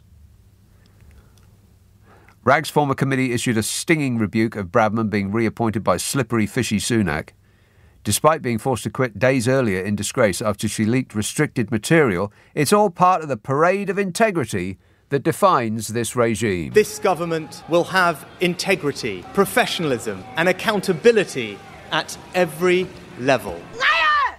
The Public Administration Committee wrote, the reappointment of the Home Secretary sets a dangerous precedent. The leaking of restricted material is worthy of significant sanction, including resignation and a significant period out of office, which for the government is about 4 days. And Fishy couldn't find anyone worse than Priti Patel to be the Home Secretary, so he hired her. Finding the worst people to fill any possible role seems to be his number one priority. It's the country's number one priority. It's my number one priority up and down the country, and that will be our focus. Yeah, he's gripping it. I'm gripping it. He's gripping it. Rag said, for context, I've become increasingly concerned and depressed by the toxicity of the debate about immigration and asylum, which I'm sorry to say has been worsened by the Home Secretary. Yeah, of course it has. That's what she was promoted to do. Worsen it. It's her function. 0345 6060 973. Helen texts, I can't believe your glamorous assistant is leaving. I love him and his fantastic voice. He is so lovely. You're writing these yourself now, aren't you? Do me a favour. 0345 6060 973. Lincolnshire, Wayne. Oh, hang on, Wayne. Hey, can I take you after the break? I just realised what time it is. Indeed, sir. Good man. I appreciate your cooperation. Thank you. Ding Britain's conversation. Nick Abbott. Alexa, send a comment to LBC. Are you trying to tell me that this is your act? Yeah, sadly, yes. Boston, Lincolnshire, Wayne. Thanks for waiting. Where are you taking me? Pardon? You said, I'll take you after the break. Yes. Oh, Nick. I got a counselling couch I can lay on. Tell me about your childhood. Oh, wow. It's a long time ago. It was 65 years ago. Right. Nick, I was in town today and I was smoking a cigarette and I put it out, well, I thought I did. And if anybody smokes it, sometimes after you bend it and you try to put it out, it sticks to your finger. Anyway, it fell out. I got about 2 yards and I got these two big hands on my shoulder by two police officers. Well, not police officers, is it PTOs you call them? Yeah, police community officers. Yeah, that's right, Nick. Anyway, they said they wanted £100 off me. Wow. I said, what? I said, you just chuck that cigarette on the floor. Yes. So I explained like I just explained to you, and there was adamant that I'm going to pay that £100. So I just carried on walking, making my way home, and in which it was about a mile, Nick. Mm. And all the time, they was asking for backup for the police to come. And they kept saying to me, have you ever been in prison? Yeah. And all this and that. I said, well, I have actually, because in 1982, BBC One sent me into prison for 9 weeks for non-payment of a TV licence. Wow, so you're a repeat offender? Well, indeed. Well, yes, he thought I was getting a big smoke. And he said, well, do you want to go back? I said, yeah, because I said it's now 46 years later and I still ain't got a TV licence. Okay. But anyway, so I got, they followed me all the way to my doorstep. In this time, I did give them my name, I did give them my address, right? But they was bully. I thought, to walk a mile home with me demanding £100, and I thought, well, that's how I'm going to pay for that secretary speeding ticket. What, Cruella Braverman's speeding ticket? Yes. Right. Yeah. Yeah. So what's the upshot then? Well, I'm still waiting for the police to arrive. So I phoned the police about the incident, You phoned the police? What did you phone the police for? Because I was embarrassed. I didn't want them to come to my house. You mean? Okay. The next start twitching, don't So you were confessing? Well, I did actually. Well, and they had no record of it. Oh. And the lady on the desk said to me, "Look, Wayne, don't worry about it. Nobody will be coming out, but make sure you distinguish your cigarette properly." Yes. Which, all in fairness, yes. Yeah, that's right. For your benefit and safety, please extinguish your cigarettes properly. Yeah, particularly if you're in a forest at the time. And then, I thought I'd share that story with you. Well, you did. Well, did I? Yes. And can I just say one more thing while I've got your attention? Of course. Since I have been participating in your wonderful show, the other show won't allow me on because they heard me talking to Mrs. Johnson last Sunday evening. Right. What other show? Is it? Another station, you mean? Sorry, I do apologise. Another station. Another station. Oh, right. Well, they've got your number, mate. They'll probably fine you £100 as well. Watch for that letter at your door. Thanks a lot, Wayne. Best of luck. 0345 6060 973. I'm going to have to start getting through some of these texts and emails because there's just so many of them. Rachel says, I really don't think anyone cares or takes any notice of what Rees-Mogg thinks. He's a waste of precious LBC airtime. My view. Oh. What a risible character he is. And, yeah, we should actually stop talking about him. If you ignore him, maybe he'll go away. Fergus emails, I just heard your glamorous assistant is leaving. I want to apply for the job. I'm glamorous. I just got my hair cut and I'm good with computers.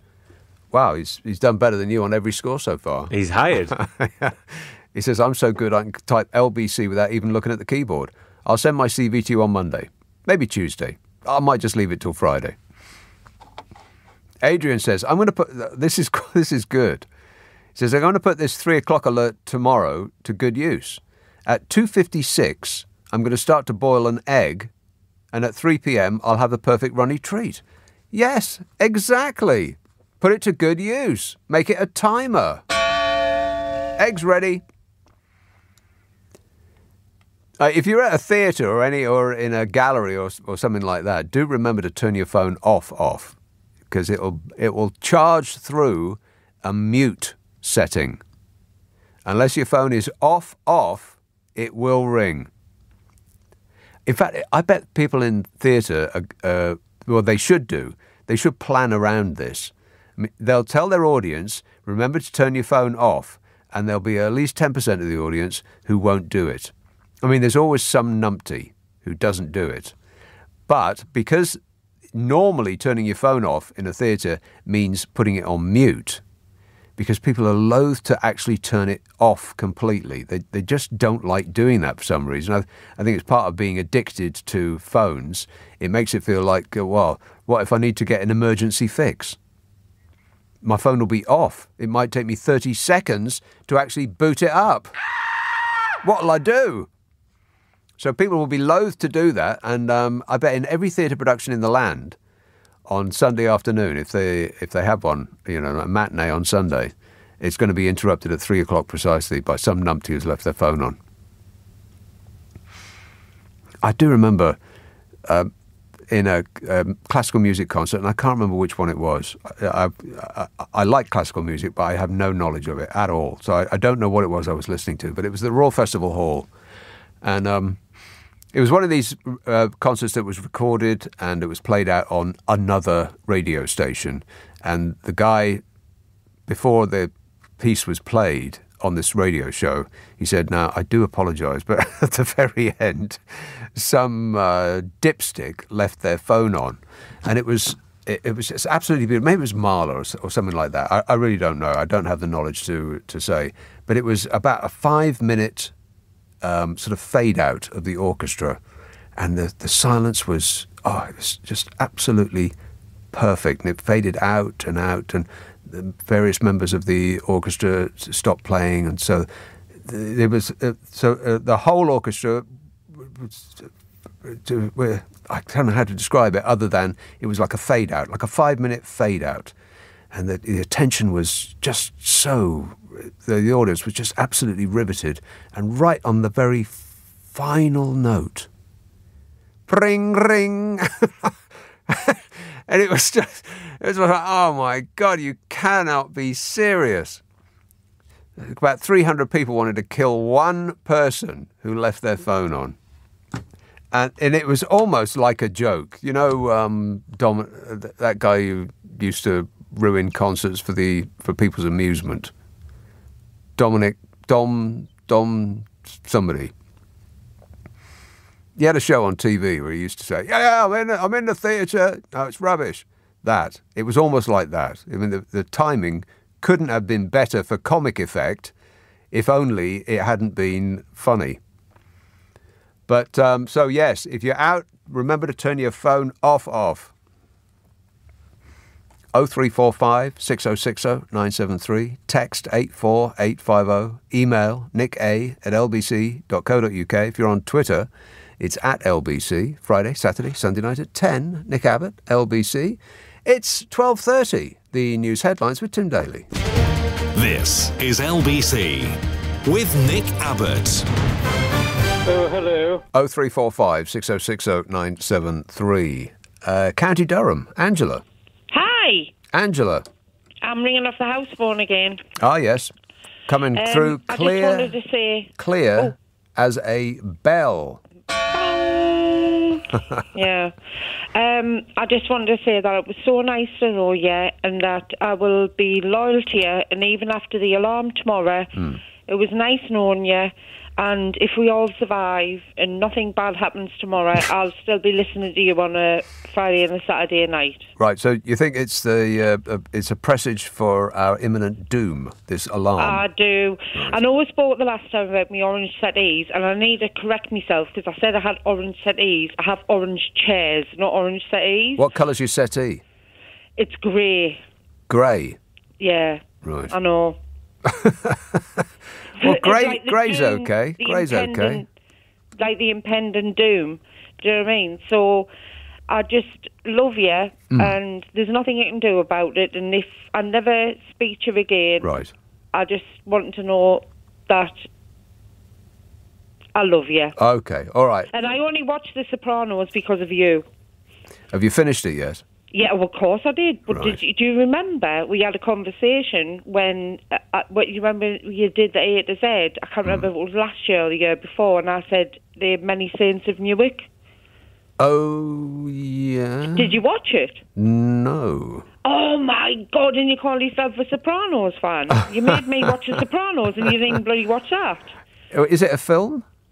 It's a film, yeah. And the Many Saints... No, it's not a film, it's a film. A film, right. A film. Film, right. Yeah, his son, James... oh, that's right, yeah. His son plays the part. Yes. It's not that great, but... hang on a minute. You're telling me to watch a film that's not that great? Well, I know, but it's based on the... characters. Sopranos, which you made me watch, so I trusted your judgment. Do you know what I mean? Well, see, I was right, though, wasn't I? Well, you were right. Yeah. You were right. I was totally right. Absolutely. The Sopranos is excellent, but it's just a very brief call. Mm-hmm. Like, if I never speak to you again, I just want to say that I love you, and if this alarm goes off tomorrow and all hell breaks loose and we never speak again... It's been worth it. It was. I will always still be listening out for LBC. Hopefully, I'll still get it on my iPhone. In the next life, yeah. All right, okay. Nice being with you, Angela. Bye-bye. Okay, ta-da. 0345 6060 973. Everything's going to be okay. The government says there's nothing to worry about.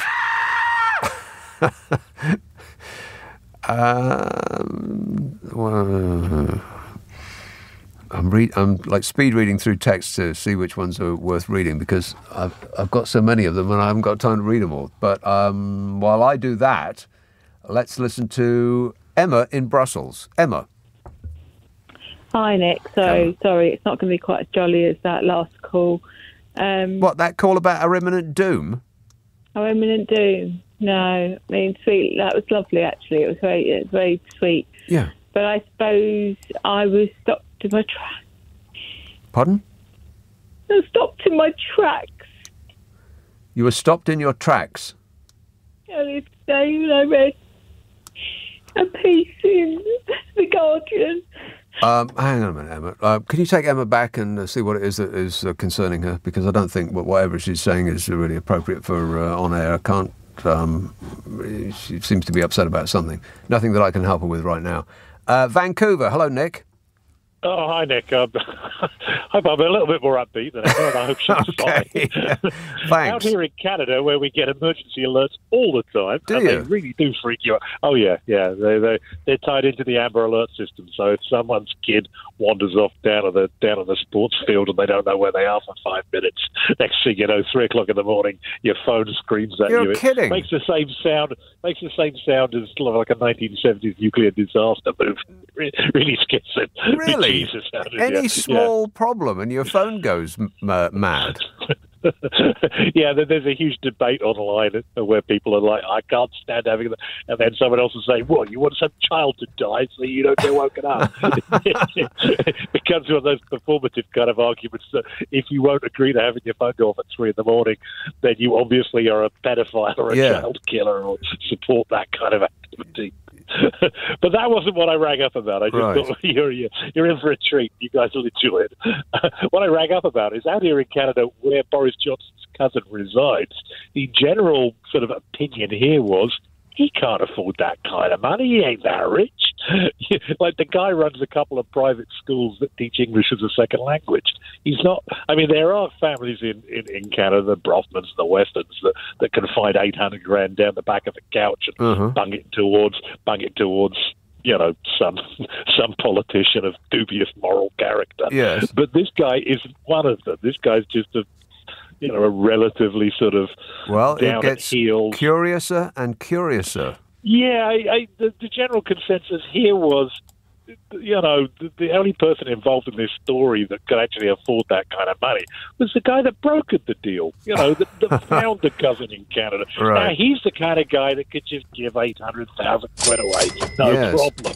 Right. But the cousin from Canada, no one out here thought he had anything to do with that money whatsoever, and that maybe the press should look a little deeper into that. Well, I think the press should look a little deeper into everything that's concerning Mr. Blobby. Yeah. Wait a minute. I mean, everything about him is worthy of investigation, it seems to me. Yes, like I said, out here everyone was like, what, 800 him? Nah. All right, well, and thanks for the alarming news about our future. We're going to get woken up at 3 o'clock in the morning every time some kid goes missing. That's great. I'm going to turn my phone off. All right, cheers, Nick. 0345 6060 973. John emails, your current producer is really good. He fights back. Try and keep him. Oh, my God, the hits just keep on coming, don't they? Do I fight back? I don't know. What does that mean? I don't know. You're picking fights with my nice callers. Not me. Tessa says, what does it mean to run your own desk? Genuine question. Well, everything that you hear isn't the host talking is produced through running the desk. There's buttons and there's faders and, oh, my God, it's like flying a plane. At any moment, this show could crash. Warning! Joe texts, forget Oliver Dowden. Remember, we had Therese Coffey as the deputy PM. Unbelievable. Yeah, wheezing coffin.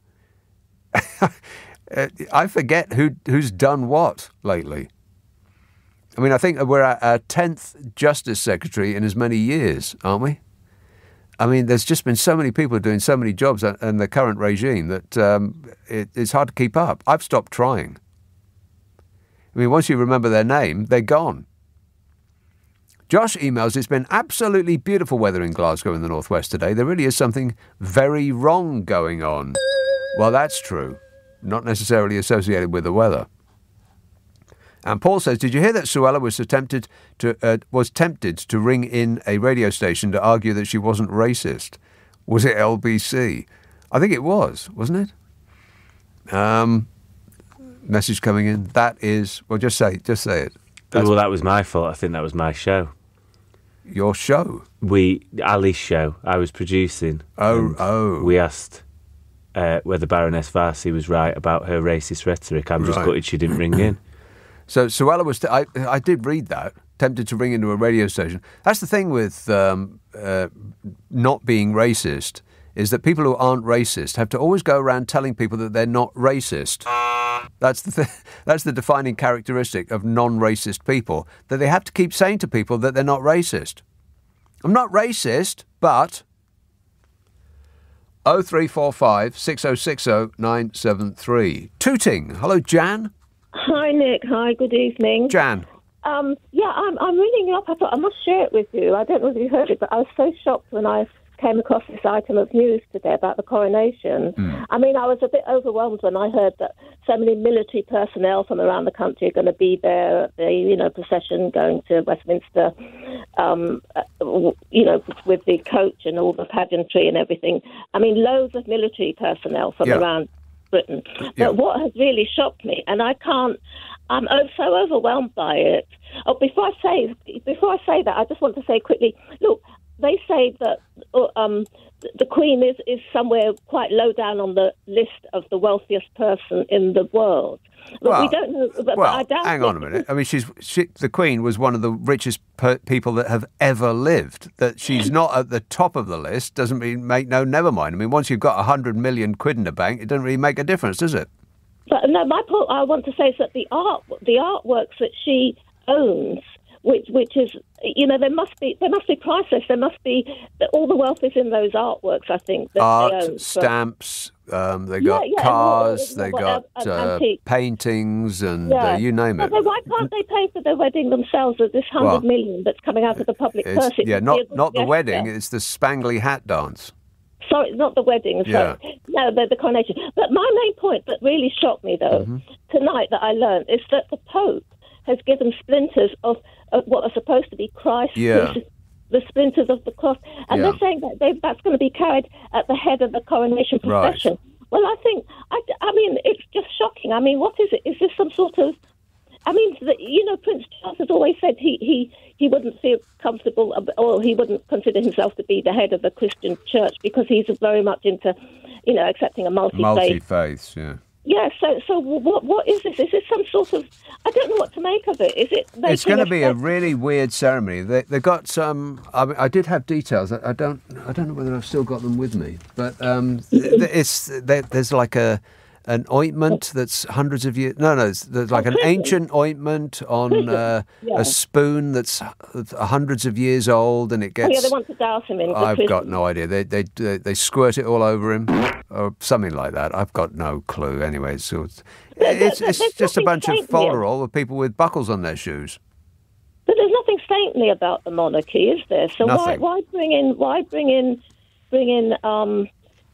all that religiosity? Yeah. I mean, it's like the Pope. I can't understand.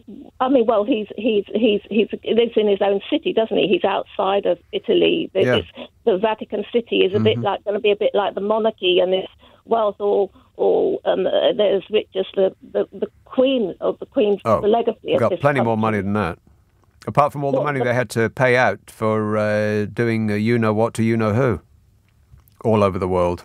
Anyway, Jan, I can't get into a discussion about religion at this hour of the night. About religion, but just what's your response to that? Having the splinters of the crucifixion there, of Christ's crucifixion. If people want to believe that, then that's I don't really care. What do you think about having it there at the head of the procession? I mean, isn't that... Well, religion and the state are intertwined. We got people in the House of Lords who are there by dint of them believing in the invisible space wizard. That's why they're there, because they're head of a religion. They didn't get elected. There's no, they're not representing anybody but themselves. So, it's not new. It's par for the course. But anyway, as I said, I am not going to get into a conversation about religion at this time of night, or any other time of night, as a matter of fact, because that is a conversation that you can't win. People either believe or they don't, and that's the end of it. But thanks, Jan. Appreciate it. Mohammed says, Jacob Rees-Mogg had the nerve to speak about backbone today. Any thoughts? Well, yeah, I do. I do have thoughts about that. Yeah, what the hell does he know about backbone? He doesn't look like he's got a single bone in his entire body. Gordon says, after Gordon Brown, Gordon Ramsay and Gordon Strachan, I'm just glad that Raab's first name is Dominic. At least there's one middle-aged man with anger management problems who's not called Gordon. Yeah. Anger management problems. My name's Dominic Raab, and I'm a Tory. Yeah, totally believe you. 0345 6060 973. Text 84850. Email nick@lbc.co.uk. If you're on Twitter, it's at LBC. Friday, Saturday, Sunday night at 10. Nick Abbott, LBC. This is LBC with Nick Abbott. Call 0345 6060 973. Text 84850. Alexa, send a comment to LBC. Now, about an hour ago, I said that there's a very important date coming up, and by way of introduction, I have to say this before I go. Jeremy Corbyn, you remember Jeremy Corbyn, don't you? He was writing for the Islington Tribune, and he said 0.00057%. This was the rate of voter fraud in the 2019 general election. 30% is how many children in the UK are living in poverty. Just one of these statistics has frightened the Conservatives into action. From May, anybody wishing to vote will have to show photographic ID at the polling station in an apparent attempt to tackle the scourge of voter fraud. Never mind the 1 in 3 children in the UK living in poverty, or the 3 in 5 over 65s worrying about heating their homes. Instead, it's the 33 counts of fraud out of 58 million votes cast in 2019 that keeps this government up at night. Now, the deadline to register to vote in the elections on the 4th of May in England was 11:59 p.m. on Monday the 17th of April. It's gone already. The deadline to apply for a voter authority certificate for the local elections in England on the 4th of May is 5 p.m. Tuesday the 25th of April. That's next Tuesday, kids. Wake up, sheeple. It's later than you think. So do not delay. If you haven't got voter ID, you've got until Tuesday, 5 p.m. Now, you can register online. You can apply online. If you put it off today, and if you put it off tomorrow and the next day, and the next, that's it, you're out. You don't get to vote, you'll get nothing. All you need to be registered to vote is to apply for a voter authority certificate.